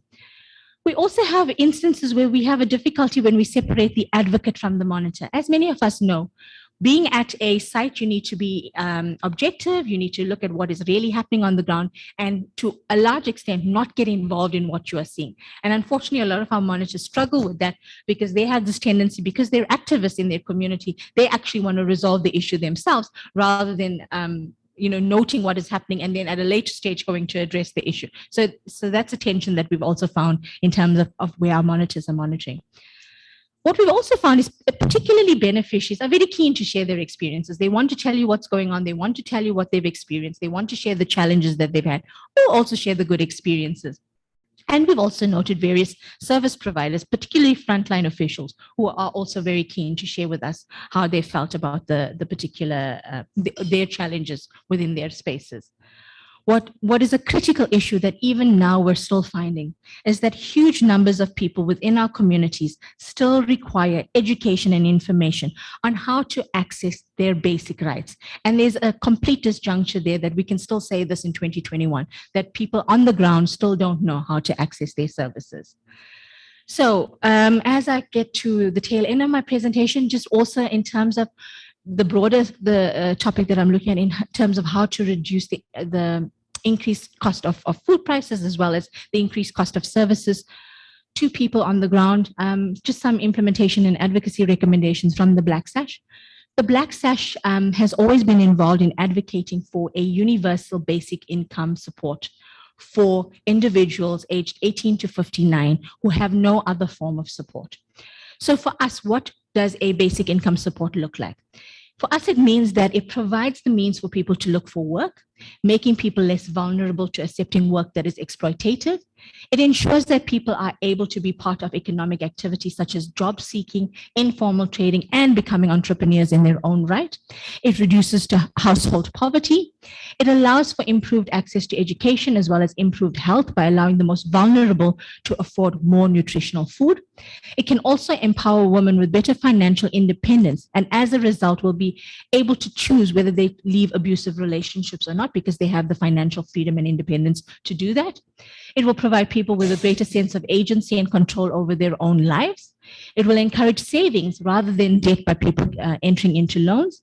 And we feel that it will also have a social impact by reducing crime, alcohol, and drug abuse, which is also often symptomatic of poverty. Again, on the right-hand side, for anybody that's interested in the Black Sash campaign, we have a petition that's on amandla.mobi. And if you would like to support our petition, please feel free to go onto the website of amandla.mobi and sign our petition. We're sitting at just over 280,000 people that are supporting the claim. The big question whenever we mention the basic income support is, can government pay for a basic income support? And as we are living in a COVID pandemic and with some of the highest unemployment rates in this country, the question that we as the Black Sash ask is, not can we afford it, but how can we not afford a basic income support? If we shift the mindset of government to unlock the political will so that National Treasury can prioritize financial resources to progressively realize the right to social security with the introduction of a basic income support, we feel that this can actually be tackled. Basic income support is essential to be budgeted for so that people can survive this economic crisis, given the limited prospects for employment in the foreseeable future, especially because COVID-19 has disrupted employment and the economy to such a large extent. This is an affordable option for South Africa, especially using a more targeted approach that focuses on those aged 18 to 59. And there are various feasible financing options that are available, which both the Black Sash and other partners have actually provided to government on this particular issue. Another way to actually reduce the inequality and poverty that households are currently seeing, and this is obviously more direct to KZN and Gauteng, but it's to look at the destroyed, affected, or looted workplaces temporary financial relief scheme. This relief was gazetted on the 6th of August 2021, and it's crucial for households who are currently enduring great hardship. The system was due to go live on the 25th of August 2021. We don't know how long it will take to process claims and then for those monies to actually reach those workers' pockets. But in terms of this, workers who have lost their jobs will have no means to buy food unless the scheme payout is actually immediate. If government fails to act timeously, it will precipitate another crisis. Tensions are escalating between workers and employers, as workers do not trust that the monies have not yet been dispensed. Most workers, historically, who already get paid so little, have no more savings buffers, and there is no more money to absorb any of the shocks that they are currently experiencing. Paying out the Shrod grant and this temporary financial relief scheme as soon as possible, while it will not solve the greater problem that we have in South Africa, but it will go a long way to helping support these households until the bigger economic questions are actually addressed in South Africa. So in conclusion, I'd just like to say my presentation may actually have left you with more questions than answers, but I think what is clear from all of the above is that we need a clear and strong civil society to hold all levels of government to account, but in particular local government, which is obviously the sphere of government closest to the people. We are yet again on the cusp of possibilities with local government elections going ahead on the 1st of November, and we must use that as a building block towards a citizen-centered local government. Thank you so much. Before I do end though, on your tables, you will note that we've left two documents. One is our helpline flyer. Black Sash has a national helpline. So anybody that has any questions about the work of the Black Sash or needs legal advice about any of the work that the Black Sash does, we've got trained paralegals who will be able to support and advise you. And then the other pamphlet that we left on your table is the basic income support flyer that the Black Sash has drafted with our demands and based on the call that the Black Sash is making in terms of that. Thank you so much. Thank you. Thank you very much. Thank you very much, Evashnee. I don't know if I'm so yeah, I think that the two presentations, I think they go a long way in terms of trying to firstly simmer what are the socio-political discussions that ought to be happening at a local government level, but also trying to engage us in terms of the perspectives and difficulties that people are actually confronted with. So when we go to the polls on the 1st of November, hey, my dot. First, I was looking forward to having elections next year because, winding down the year and reporting and all of that. But anyways, the work continues. So when we go to the polls on the 1st of November, it's important to recognize that people are confronted with different things that they need to either choose to vote for or choose to not participate in the electoral process for in relation to that as well. And part of what the panel has been able to discuss is what are the implications, particularly when it comes to a policy implementation perspective, in terms of our action on or inaction. So as civil society, then, what are some of the steps that we can start to undertake in order to ensure that that level of accountability is enforced? What level of collaboration, at least, is enforced insofar as what our work and our capacity to work would likely look like? So I would like to pause on that. Can I not take questions at this point? I'd allow Paul to make his presentation, and then we take a couple of hands as a concluding aspect for the purposes of our discussion. We're going to have Dr. Paul Kariuki to try and talk to us briefly about what mechanism we're trying to employ as a democracy development program in trying to deal with some of the issues that have been confronted in relation to this. I'd like to also, Mike, come on. We moved it, remember? Yeah. Cool.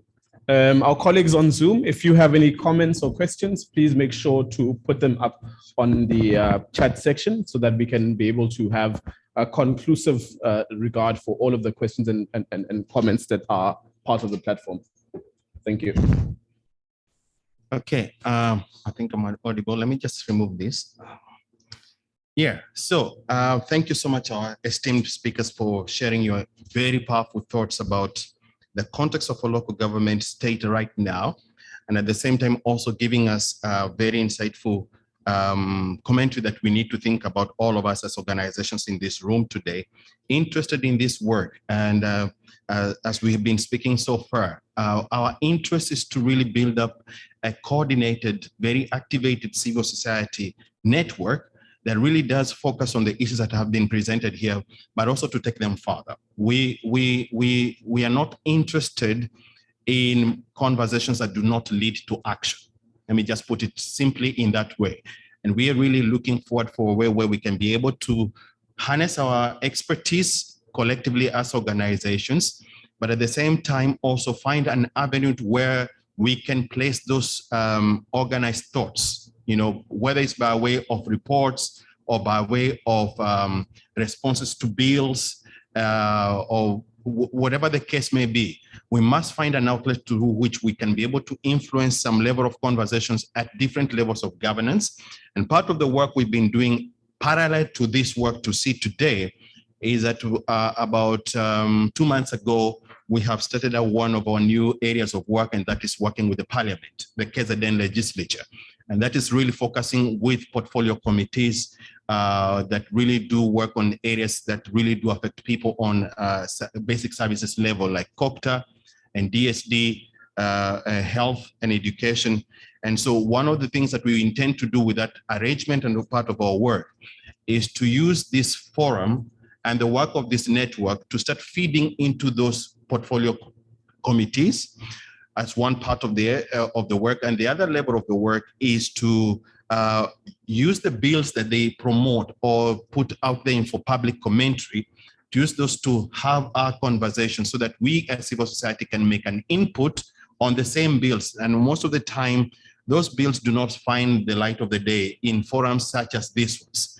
And so one of the part of the work that we're going to be doing in that area of our work is to try to translate those bills into language that we can understand. So we have a person who is working on that part of our work in unpacking the difficult legal language that goes with the reports that those committees do, and unpack them in a way that we can be able to interact with that work and be able to make input, and therefore giving us a strategic opportunity as civil society organizations to start influencing portfolio committees' way of thinking about how we see the work that they're doing from a legislative point of view as policymakers. So the connection between what we're doing here today and the long-term plan for that work is to see that we're starting building a level of advocacy that is connected to policy making.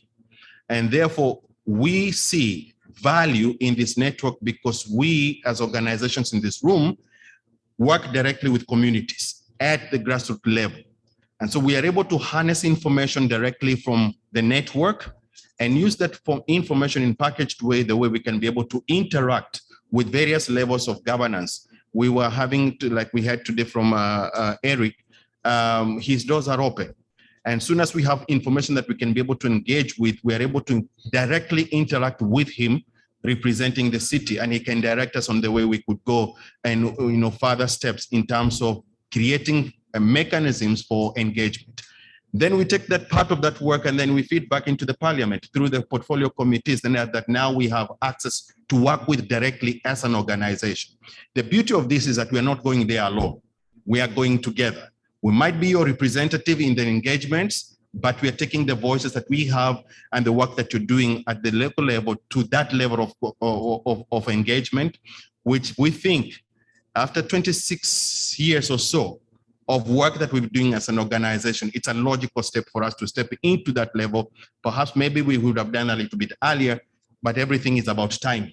The timing is perfect. We have access, and now we're able to directly influence conversations with members of parliament in KZN legislature.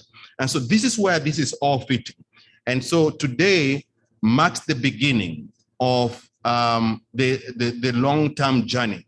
We are still unpacking the different aspects of it in terms of the ultimate goals, but with you, because we want to walk with you in this journey, you'll be helping us along the way in unpacking the various aspects that we need to shape this network to do. It has to stand out from all other networks. So it's not a talk shop, and it's not just a conversations amongst ourselves. And so the next leader steps from here today, the first really intervention will be together convening for the first time a civil society-centered local government conference in November, which builds us from what we are doing here today, because we want to invest that cap. We have for many years our local government conference, and it wasn't bad, it was just the way we structured it then, was more theoretical.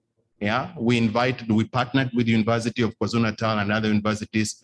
We invited speakers to come and talk about the different theoretical, approaches to addressing issues that we see at local government level. We are investing that now. Through this network, this network becomes the network that provides the input that will help us to frame local government conferencing from now this year going forward. And so the journey that we're starting here today is really long-term, because we convene that conference annually, which means in between January and October of every year, this network will have had some level of work that you will have done, so that by the end of the year, we can conceptualize together with you what our civil society conference will look like. And hopefully by that time, by next year, once maybe not this year, because we just started this work with members of parliament, by next year, God willing, we'll be able to have some of those members of parliament in those conferences because they have developed the relationship with us. We were amazed at how fast they opened their doors to us and allowed us to be part. So far, we've participated in 2 virtual meetings that they convene on the particular bills or the portfolio committee for COCTA in KZN. And so we haven't been denied an opportunity or met any resistance, which is a rare thing to do. And being allowed to get into the space where they talk about real issues, about what they see, their difficulties and things like that, it's a rare privilege. And therefore we feel we can take the voices of the civil society into that space, influence what they think, perhaps even want to meet with us, because ultimately we like them, some of them, to be involved in some of the work that we're doing as organizations. And then going forward, have them in our conversations such as this. So this is the ultimate vision. And we believe when we organize ourselves better as a civil society network, we are able therefore capacitated in some way to influence thinking about this kind of conversation that we're talking about, and some of these things that probably never even get to get to their ears in a real way, like we have presented them here today, they can get into their ears. And therefore, from now henceforth, the next steps, Brian is a staff member assigned to this work, so he'll be in touch with you in many ways. We are currently developing the database for organizations that are interested in working with us long term. And so if your organization hasn't connected with Brian so far around, indicating interest to work with us, please do so. He will be sharing with you once we finalize the next steps of action aside from the local government conference. He'll be sharing that information with you as a network so that we can start now building collective vision around this and really create an ownership that does not just rest on DDP. DDP is just the driver, the holder of the container, but we are all in it to make it work. And therefore, we have reconceptualized a different way of making it work. And of course, it cannot be citizen-centered if it's not also owned by civil society organizations that work with DDP as partners.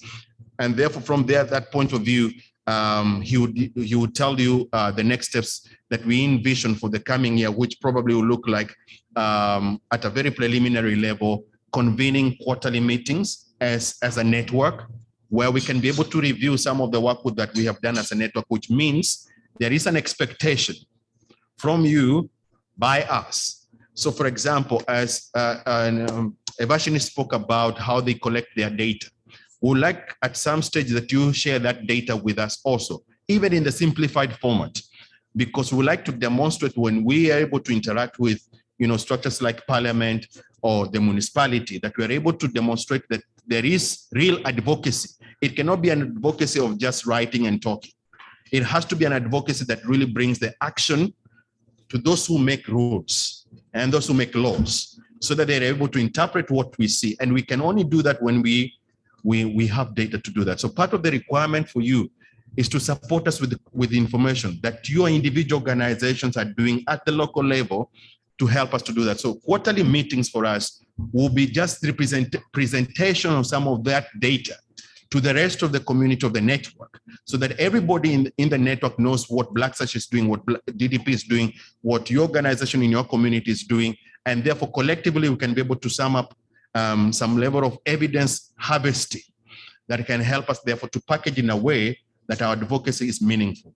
We will also like to, as I said, annually use the information that we've collected through the 3 quarters of the year to convene the annual local government conference that is really civil society led in every aspect. So which means even the format will be changing in the way we conceptualize how that conference will be looking at.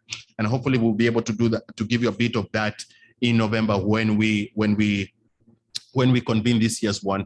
I'm not so sure the date on top of my mind, but I think it's about the 18th, Sunday, 18th of November. Okay, yeah. So the date is the 18th of November. Please just note that down, because we'd like you to be there.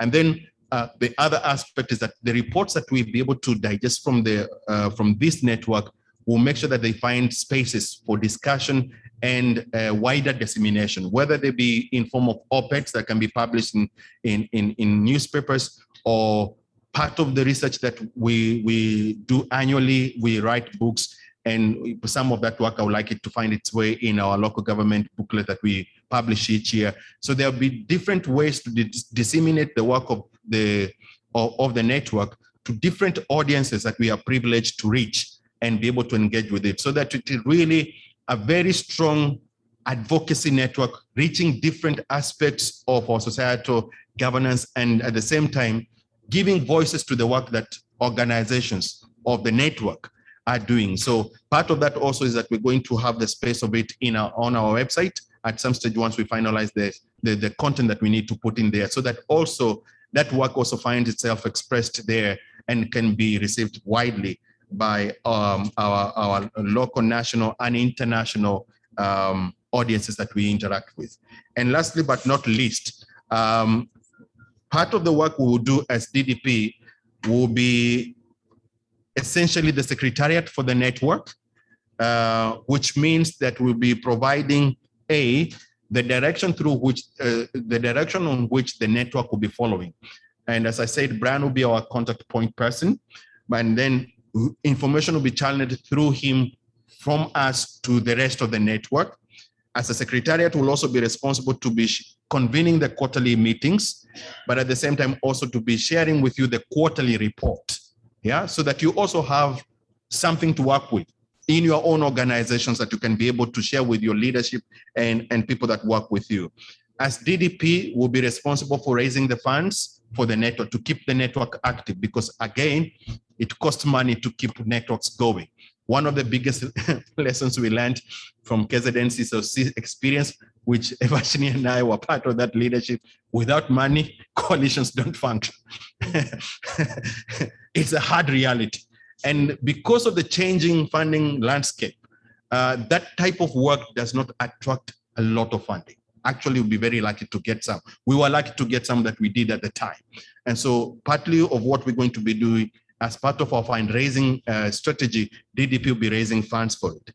The other aspect we'll be doing as a secretariat is to coordinate the activities of the network. And partly would like you to be updating us on a constant basis, the work that you're doing in different communities, so that we can also have that expressed on our website. We'll also be coordinating the communication between the DDP and the various government institutions, including the Parliament of KZN that we're starting to work with. And lastly, but not least, DDP will be responsible for maintaining and developing the database of the network, which at some stage when it's fully developed and captured properly, it will be available and accessible to you as members of the network. And at this point in time, there will be no fee to belong to the network. It's a civil society network. Only that this time around, the difference is that it's properly coordinated from the organization, and therefore there is proper direction and proper maintenance of what we need to do with the network. And therefore it eases anxiety from our side and to your side also about who does what where. So coordination is done properly, and therefore direction is also communicated on a continuous basis. And then we owe you accountability to make sure that it works properly, but it cannot work without you working with us to make it work. So I would like to leave it there for now, and I'm happy to take any questions if there are. Thank you, Brian. Thank you very much, Paul. Thank you once again for all three of your presentations. We now have the task of asking you more questions for clarity seeking, or any comments, or any just so any comments that you might have from your side to any of the speakers or all of the speakers. Any hands at this point? We also welcome contributions from our colleagues that are on the platform on Zoom. If you have any questions or comments, please feel free to raise your hand or make a comment on the chat box as well. Any questions, comments, colleagues? Joyce, one. Okay, you can come through, Joyce.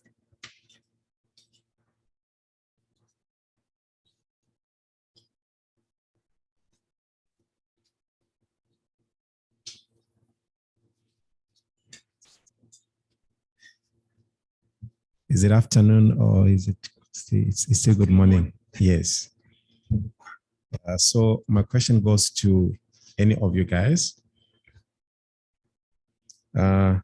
Sorry, Jess, if you can just speak into the mic, or Okay. maybe raise your voice, please. A few years ago, DDP did, it was a documentary review, I think, about the ANC when they were in exile. And in that meeting, I asked Mr. Maharaj, I said, looking at how you guys were passionate about bringing about democracy, so how did you become this corrupt? I mean, the ANC. And he was very kind. He said to me, the church, civil society, and everyone went to sleep. And that's how, so it's good to hear people speak about civil society, but my question is, what's your comment on the view? There's the growing view that civil society is, or it has become part of the problem. And Mr. Apelgren Yeah, he spoke about funding and all that. So it seems to me that civil society has been captured. I didn't want to use that word, but anyway. And there's a view that civil society exists for civil society. So if you look at what's happening in South Africa under the government of the new leadership, Mr. Clean, there's a lot of corruption. You spoke about the corruption during the COVID period, and all this has happened during the current leadership. But if you check what's happening, you look at civil society, it's like they have become selective. Even the issues that they agitate for, even when they become the friend of the court, it's like, they focus on things that don't matter to the people on the ground. So is it because of funding? Is civil society existing for civil society? Or can we really depend on civil society? So that's my first question. My second one, the lady spoke about participation. In fact, you ended on the note where you said, why vote? And then it took me back to what has been happening in Zambia. So I followed what has been happening in Zambia, even just before the elections. The discussions on Facebook, on Twitter.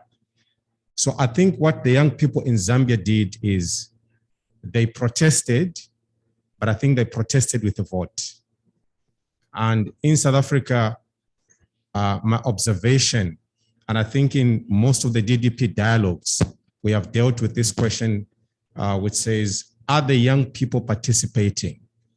And the answer is yes, they're participating. But the question then is, how are they participating? So is their participation constructive? And I think that the young people are participating, but not in a constructive way. So, and I think the political parties, the government, they have mastered this. They can allow us to protest. You see them, they even join in. You see Esma Kashuli from the Lituli House going somewhere because they know they'll just, protest and then so what? So how do we get the young people to begin to participate in a constructive way, in a manner that changes things? Thank you so much.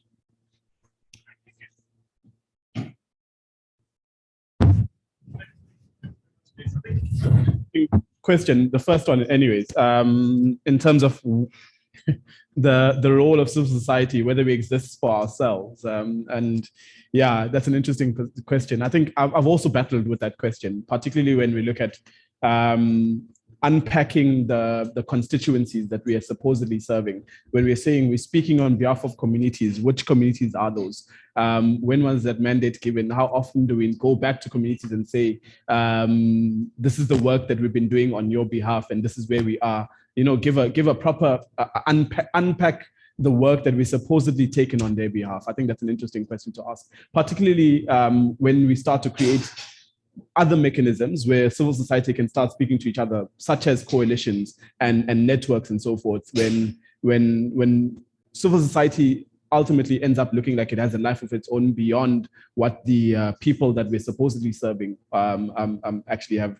Because the thing is about creating multiple bureaucracies where we acknowledge that part of the problem with our democracy is that bureaucracy itself is a stifling barrier for access to information, access to change of policies and so forth. What does it mean? Are there any other questions or comments in relation to the presentation? Yes,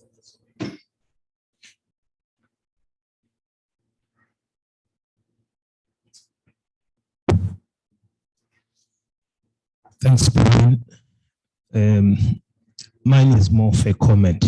I think it's so discouraging, isn't it?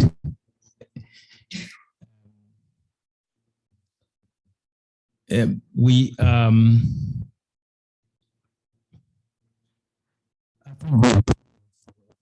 at times the challenge that we have is so much regeneration, but when I say regeneration, it has nothing to do with thinking.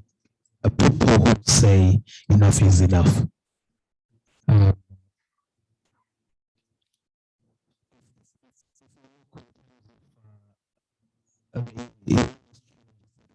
Africa, not just South Africa, many times even it's unique to South Africa. It's an African problem. Stage outside the box and wanting to do things, solutions to the world. The world can begin to look at Africa as a place to find solutions. I think and to an extent where still excited. You don't seem to see compliments coming from all the powers that be and so on. So how so much within a short space of time instead of resources where they're supposed to go. So perhaps my encouragement is let's keep on for extra energy and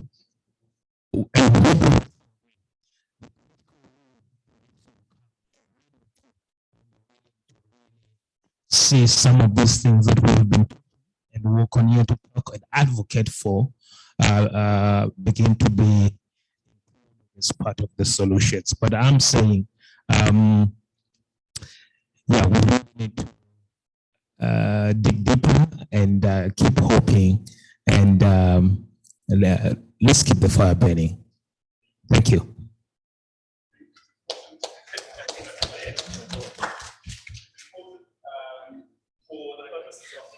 Of gatherings, that when we're confronted with the challenges, that we don't stay in the challenges, but also think about what are the possibilities, particularly when we're able to find ourselves in spaces like this where we have the opportunity to talk amongst ourselves and say, listen, it's tough out there, but there's still capacity inside our organizations, there's capacities inside our communities in order to make the changes that we want to happen in our communities. And of course, there are activists such as yourselves who are also doing very important work that sometimes goes unacknowledged because we don't necessarily see the systemic change or the policy changes as quickly as we would like it to. So maybe to start from Bonolo, Evashnee, and then yourself, Paul, to round us off in responding to some of these questions and comments. So I'll pick and choose which one I answer. You can just bring the mic closer to you. So I will answer the one about young people and their engagement, which is not constructive. I think so because I think words mean something. In sociology, we call it the politics of language. So ways in which we construct our thoughts and the words that we use says a lot about what we think about ourselves as a people, and what we think about ourselves as thinkers. And so, and I say this very respectfully, Baba, I think the assertion that young people's political expression and participation is not constructive, I think it's a very unfair one. And the example I made with Zambia, and if we think about other countries as well, I do think that if other countries had the kind of civic space that we have in South Africa, I think that young people in those countries will be on the streets. And so there's two things for me. We have a right. Protest is a right granted to us. It's part of our political expression, right? But what we see in South Africa is that not only are we seeing young people on the streets protesting, we are also seeing young people really finding creative ways to politically participate and show their political expressions through means of contribution to legislative and policies, right? I think so far we haven't seen such great change. Fees Must Fall was but an entry point to that. But if we take the conversation outside of the South African context and think about the continent at large, if you think about Arab Spring, right? What that movement did. If you think about NSARS in Nigeria last year, what that movement did when young people went to the streets. If you think about Not Too Young to Run, again in Nigeria, when young people went to the streets and challenged the legislative provision that put a time, or rather like a mark on who should run for office, the age of running for office. So perhaps if we think about young South Africans and ways in which we could engage politically and use our political expression for more change, is how do we go to the streets, and when we come back from the streets, go to rooms of power to influence policy and legislative change. Think about when there was that language policy on university level for the University of Pretoria and University of Stellenbosch. It was young people who protested, and what's happening now? Afrikaans is not the language that is used at the University of Pretoria anymore. So because they went to the streets, well, it wasn't necessarily the streets, they were on campus, but, but because they protested, and when they left that space of protest and they went to rooms of power and influence, the policy language was changed, right? And so I think the one thing that South African young people are doing, I would love to see South Africans go into the polls. I would love to see South Africans going to vote. But this notion that South African young people are not participating politically, are not participating constructively, it's a misrepresentation. They aren't going to the polls. But young South Africans are doing so much. There are so many alternative movements that have emerged in this country, both on community-based level, on university level, even within civil society space. I mean, if we think about a high percentage of people that occupy civil society space as well, it's a lot of young professionals, young South Africans that are coming as graduates and so on and so forth.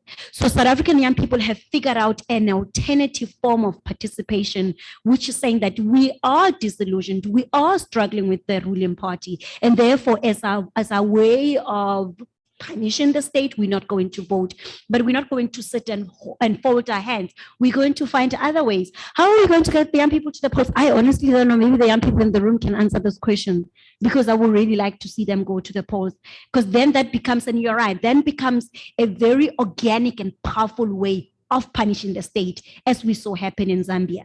But while we are not there yet, they are exploring other alternative forms of participation. So perhaps the conversation should be framed along the lines of, what do we do when we are done singing songs on the streets? What do we do when we are done protesting? How do we then bring change? But because we are a country that has a strong history of protest, if our forefathers didn't protest during apartheid, you and I wouldn't be sitting here, right? So we are a country that have a very strong history of protest, and I don't think that will end anytime soon. But how do we take what goes on the streets and take it to positions of influence, and spaces like this where we connect with people from the state, we connect with people from academia, we connect with people from civil society, to create a collective space just beyond just young people trying to bring change. Find a way in which all the different spheres and sectors of life come together and say, beyond protest, what then happens? So whether South African young people are not constructive in their engagement, I think that's painful to hear.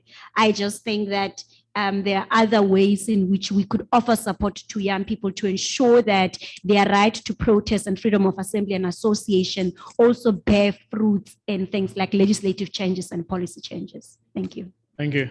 As a young person, thank you for defending us. I'm speaking for you. No, thank you. I think it's important to recognize, as Bonolo was saying, the different alternatives. I've been applying my mind to this in some sense, to say, the amount of work that young people are doing actively in the country, but also on the continent, is quite significant. But where does it find expression in the policy and in the legislative space is a tough question. And in some respect, I don't know that we're going to get to a point in the next 5 years where young people en masse are going to the polls, unless something drastically shifts. And I don't know where that shift is going to come from and what type of form it takes. And I hope it's not going to take another unrest such as the ones we saw in July. That's the biggest concern, that we hope that it doesn't take that form at least, but there does need to be something drastic that's going to shift and take us to the polls.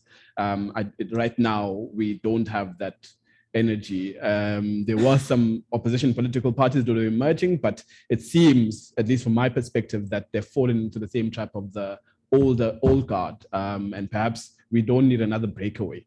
I think the breakaways are the ones that are harming our political arena, to the extent that it seems that at the early stages they look great, but then you see them taking the same shape as the party that they might have broken off from, and essentially undermining and shooting themselves in the foot. Sorry, can I just say something quickly? Think about the 2016 local government election. Yeah. The ANC lost a lot of voters. Where did those voters go? To the EFF. Who's the EFF? It's a party that has a lot of young people, right? And so the something is moving. It's probably moving slower than we want to see, but something is moving. Yeah, definitely. Evashnee, your thoughts and sort of comments in relation to some of the comments and discussions that have come up so far? Sure. So I'm also going to take the liberty to pick and choose. Just reflecting on Jace's question about civil society and are we part of the problem? And I think, if we are a civil society organization that is accountable firstly to the people that we say we speak on behalf of, and also to ourselves as civil society organizations, I think if you have proper monitoring and evaluation practices and tools in place within your organization, that is the first space that you can actually look at and reflect on yourself as an organization, what you claim to be doing and how you claim to be speaking on behalf of who, etc. The Black Sash is coming to the end of its 3-year plan. And in terms of our own M&E processes, every end of plan, we have a external evaluation. And one of the biggest issues, Jace, that we're grappling with ourselves is, are we holding the hand of government, or are we actually holding government to account?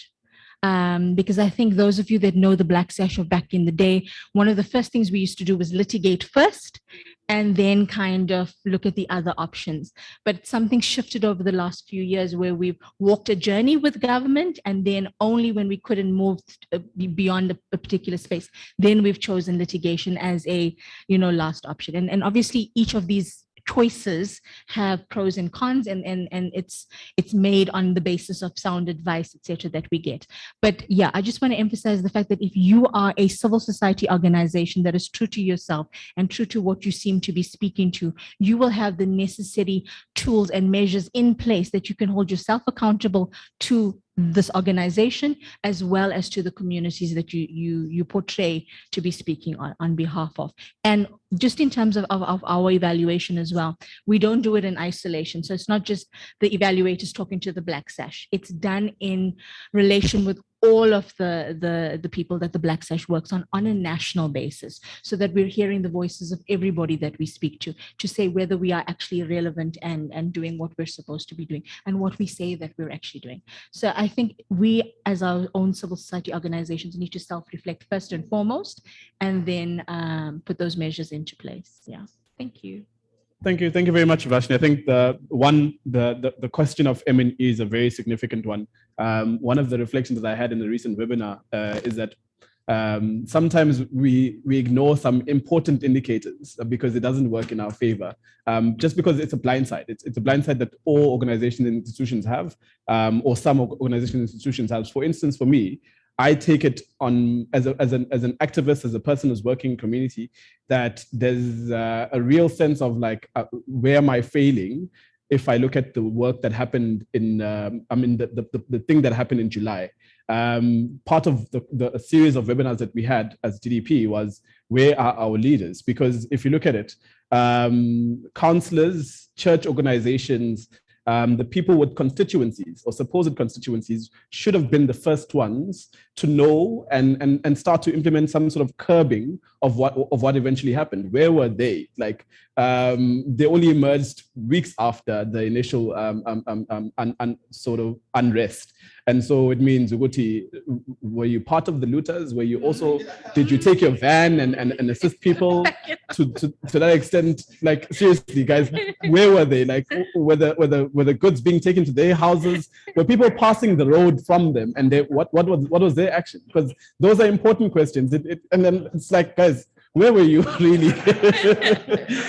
Because you can't be as shocked as the people from the National Assembly. You can't be as shocked as the cabinet. They are far removed from the communities where this thing was happening.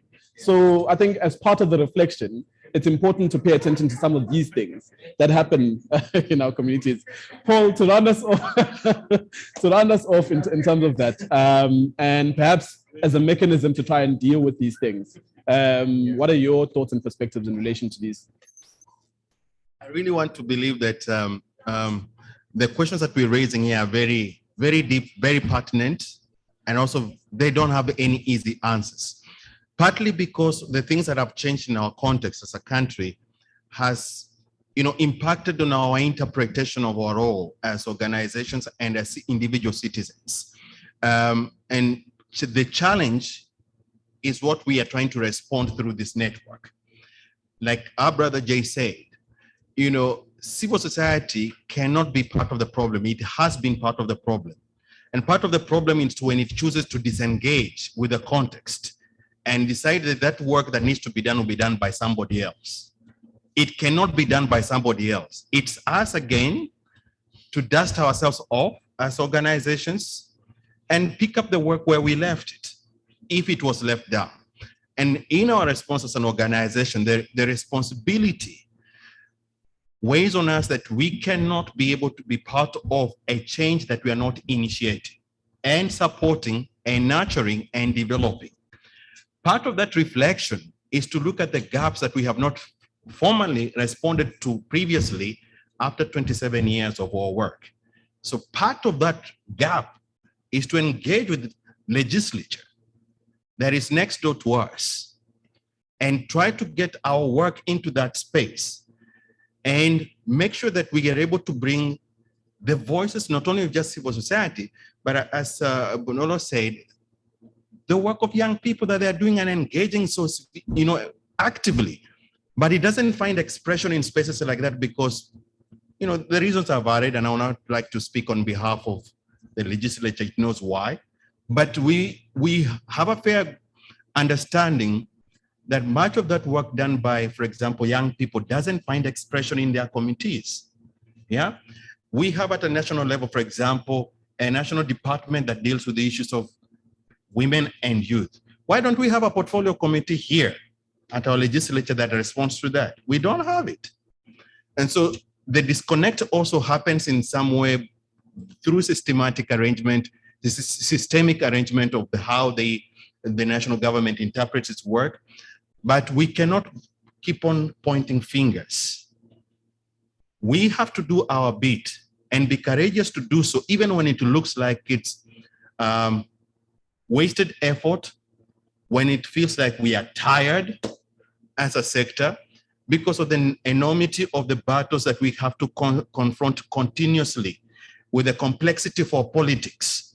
And when you add COVID-19 on it, then it becomes even more complex because now COVID-19, one of the things it has done to come to the point of funding, my colleague Chase, it has deflected the attention of donors to what looked like the core work of civil society. So donors now want to talk about climate change, but that's not what your immediate community wants or needs to be responding to. So you are faced with two choices. One, adapt to align with their interests, or stay what you're doing, but you have no funding. And when you have no funding, I know miracles do happen, but there most likely one miracle will be that you will fall down, you will close shop. And there are many organizations, unfortunately, that have gone to that direction. I had a privilege about 2 weeks ago to speak to a group of civil society leaders about from 30 organizations and wanted to know, they reached out to DDP and did want to know how have we managed to stay where we are doing and continue to do what we are doing. And I have to be honest, it has taken leveraging relationships, which sometimes we civil society don't do so well. But also what has also happened is that we have not been able to explore the gaps that we need to be exploring so that we can be able to attract the kind of funding that we will need. And partly it's because civil society organizations themselves lack that technical capacity. And as you probably may be aware, a couple of years ago, DDP has really been doing a lot of that for civil society organizations until the direction changed. And we've kept that, but now our civil society capacity building initiatives are around political education and civil society strengthening, and not the kind of workshops we are offering about report writing. You remember most of you attended those ones, strategic planning and things like that, because the direction of our main funder is building up political capacity of organizations and individuals, because they see from a funding point of view, and as a funder interested in political development of the country, they see that as the gap. The more we get people capacitated to be able to articulate their issues confidently, to get civil society interact with the political space with boldness, that's what they see. They don't want to see us capacitating your organization to do a better PR job, yeah, or to write a better report. And what that meant for us is that seasons come and seasons go. There was a particular season that they allowed us to do that part of work.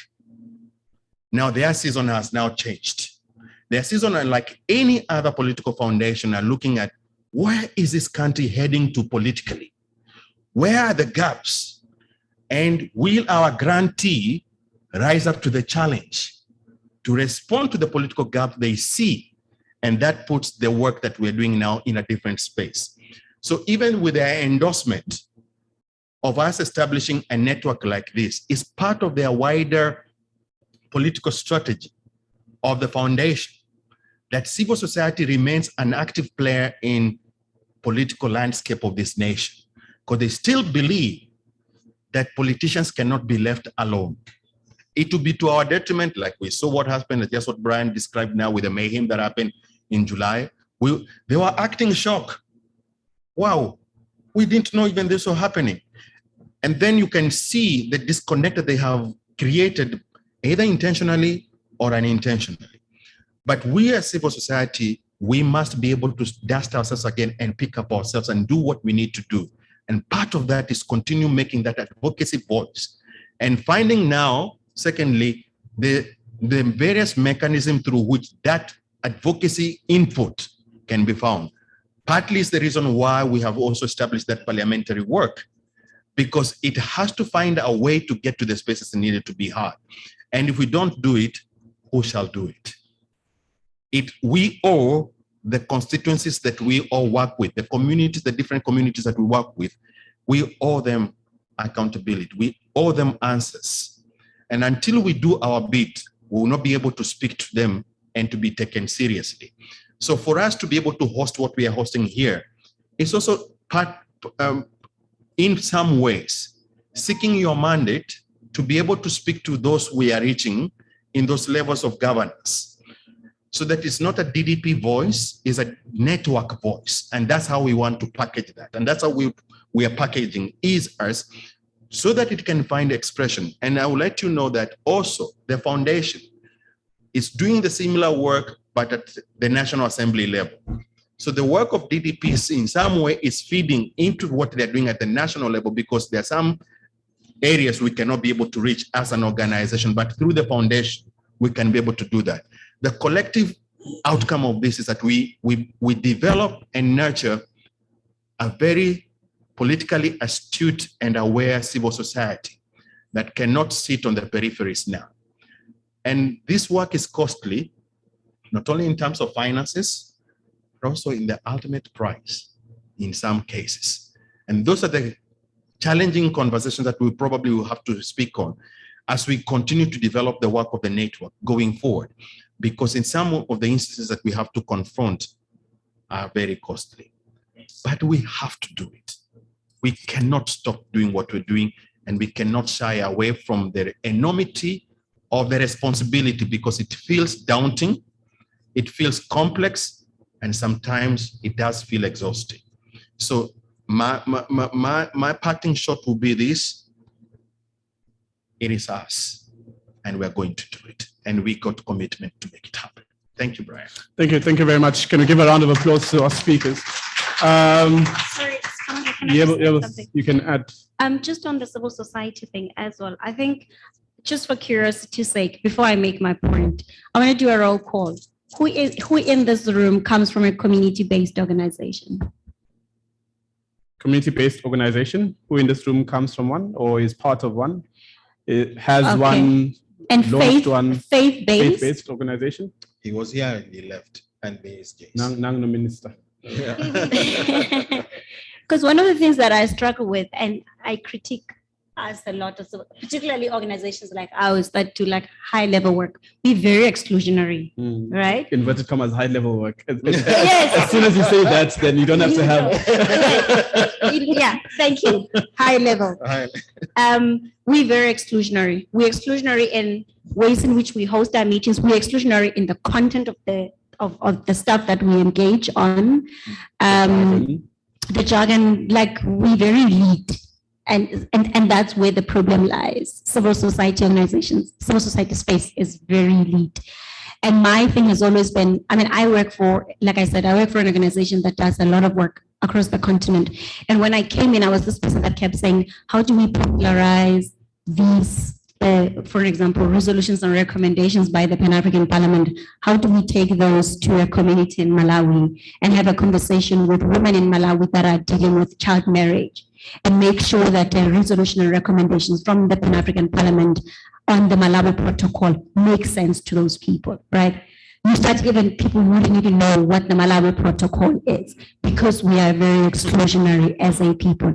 And so I think if we also want to bring change, this is something that we need to constantly keep ourselves. We don't have to do everything, but we could work alongside with community-based organizations. I'm a Christian and I'm loud about my Christianity at work. So when I start talking about, and I'm a trained theologian as well. So when I start talking about the place of the church in democracy, everyone will roll their eyes. And you know how lawyers are, they will roll their eyes and like, oh, this girl is crazy. But actually, if you think about even in South Africa during apartheid era, a group of Christians came together and developed a document called the Kairos document that was challenging the apartheid government ideology, right? And so traditional leaders, churches, community-based organizations all have a place in this democracy. And therefore, that song that's that make the circle become Vula circle. To say that Vula circle. Not the Vula circle part, but make the circle bigger, yeah. you know you are for different generations.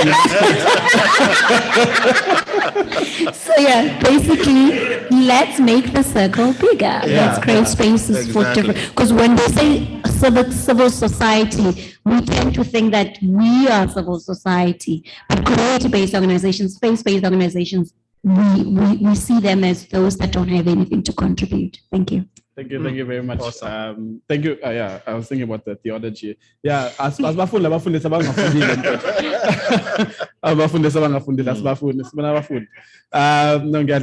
thank you so much for your participation and your engagement. Thank you to our panels, and thank you to Eric as well in his absentia for the various levels of communication and engagement around the subject matter around local government. Of course, as the DDP Paul has mentioned, that we're hoping to host a conference in November, but part of the work that we're doing as well is trying to ensure that we are part of the election as well. No, we're not doing the whole being part of the candidates as well. We're just continuing with our work in observing the election. And of course, our Observer mission was launched earlier this year, and part of that work is ongoing as well. And we're in the process of getting all of the right sort of accreditation. We had paused that process because we wanted to see the outcomes of the various constitutional court cases, and it seems at this point, at least, that it's a foregone conclusion that we're going to have elections on the 1st of November. Of course, there are some other technical issues that we're going to have to deal with in relation to that. We would like to encourage people to go and register to vote this weekend. If you haven't already voted, if you hadn't already registered at your local IEC office, and of course, if you've changed addresses at any point,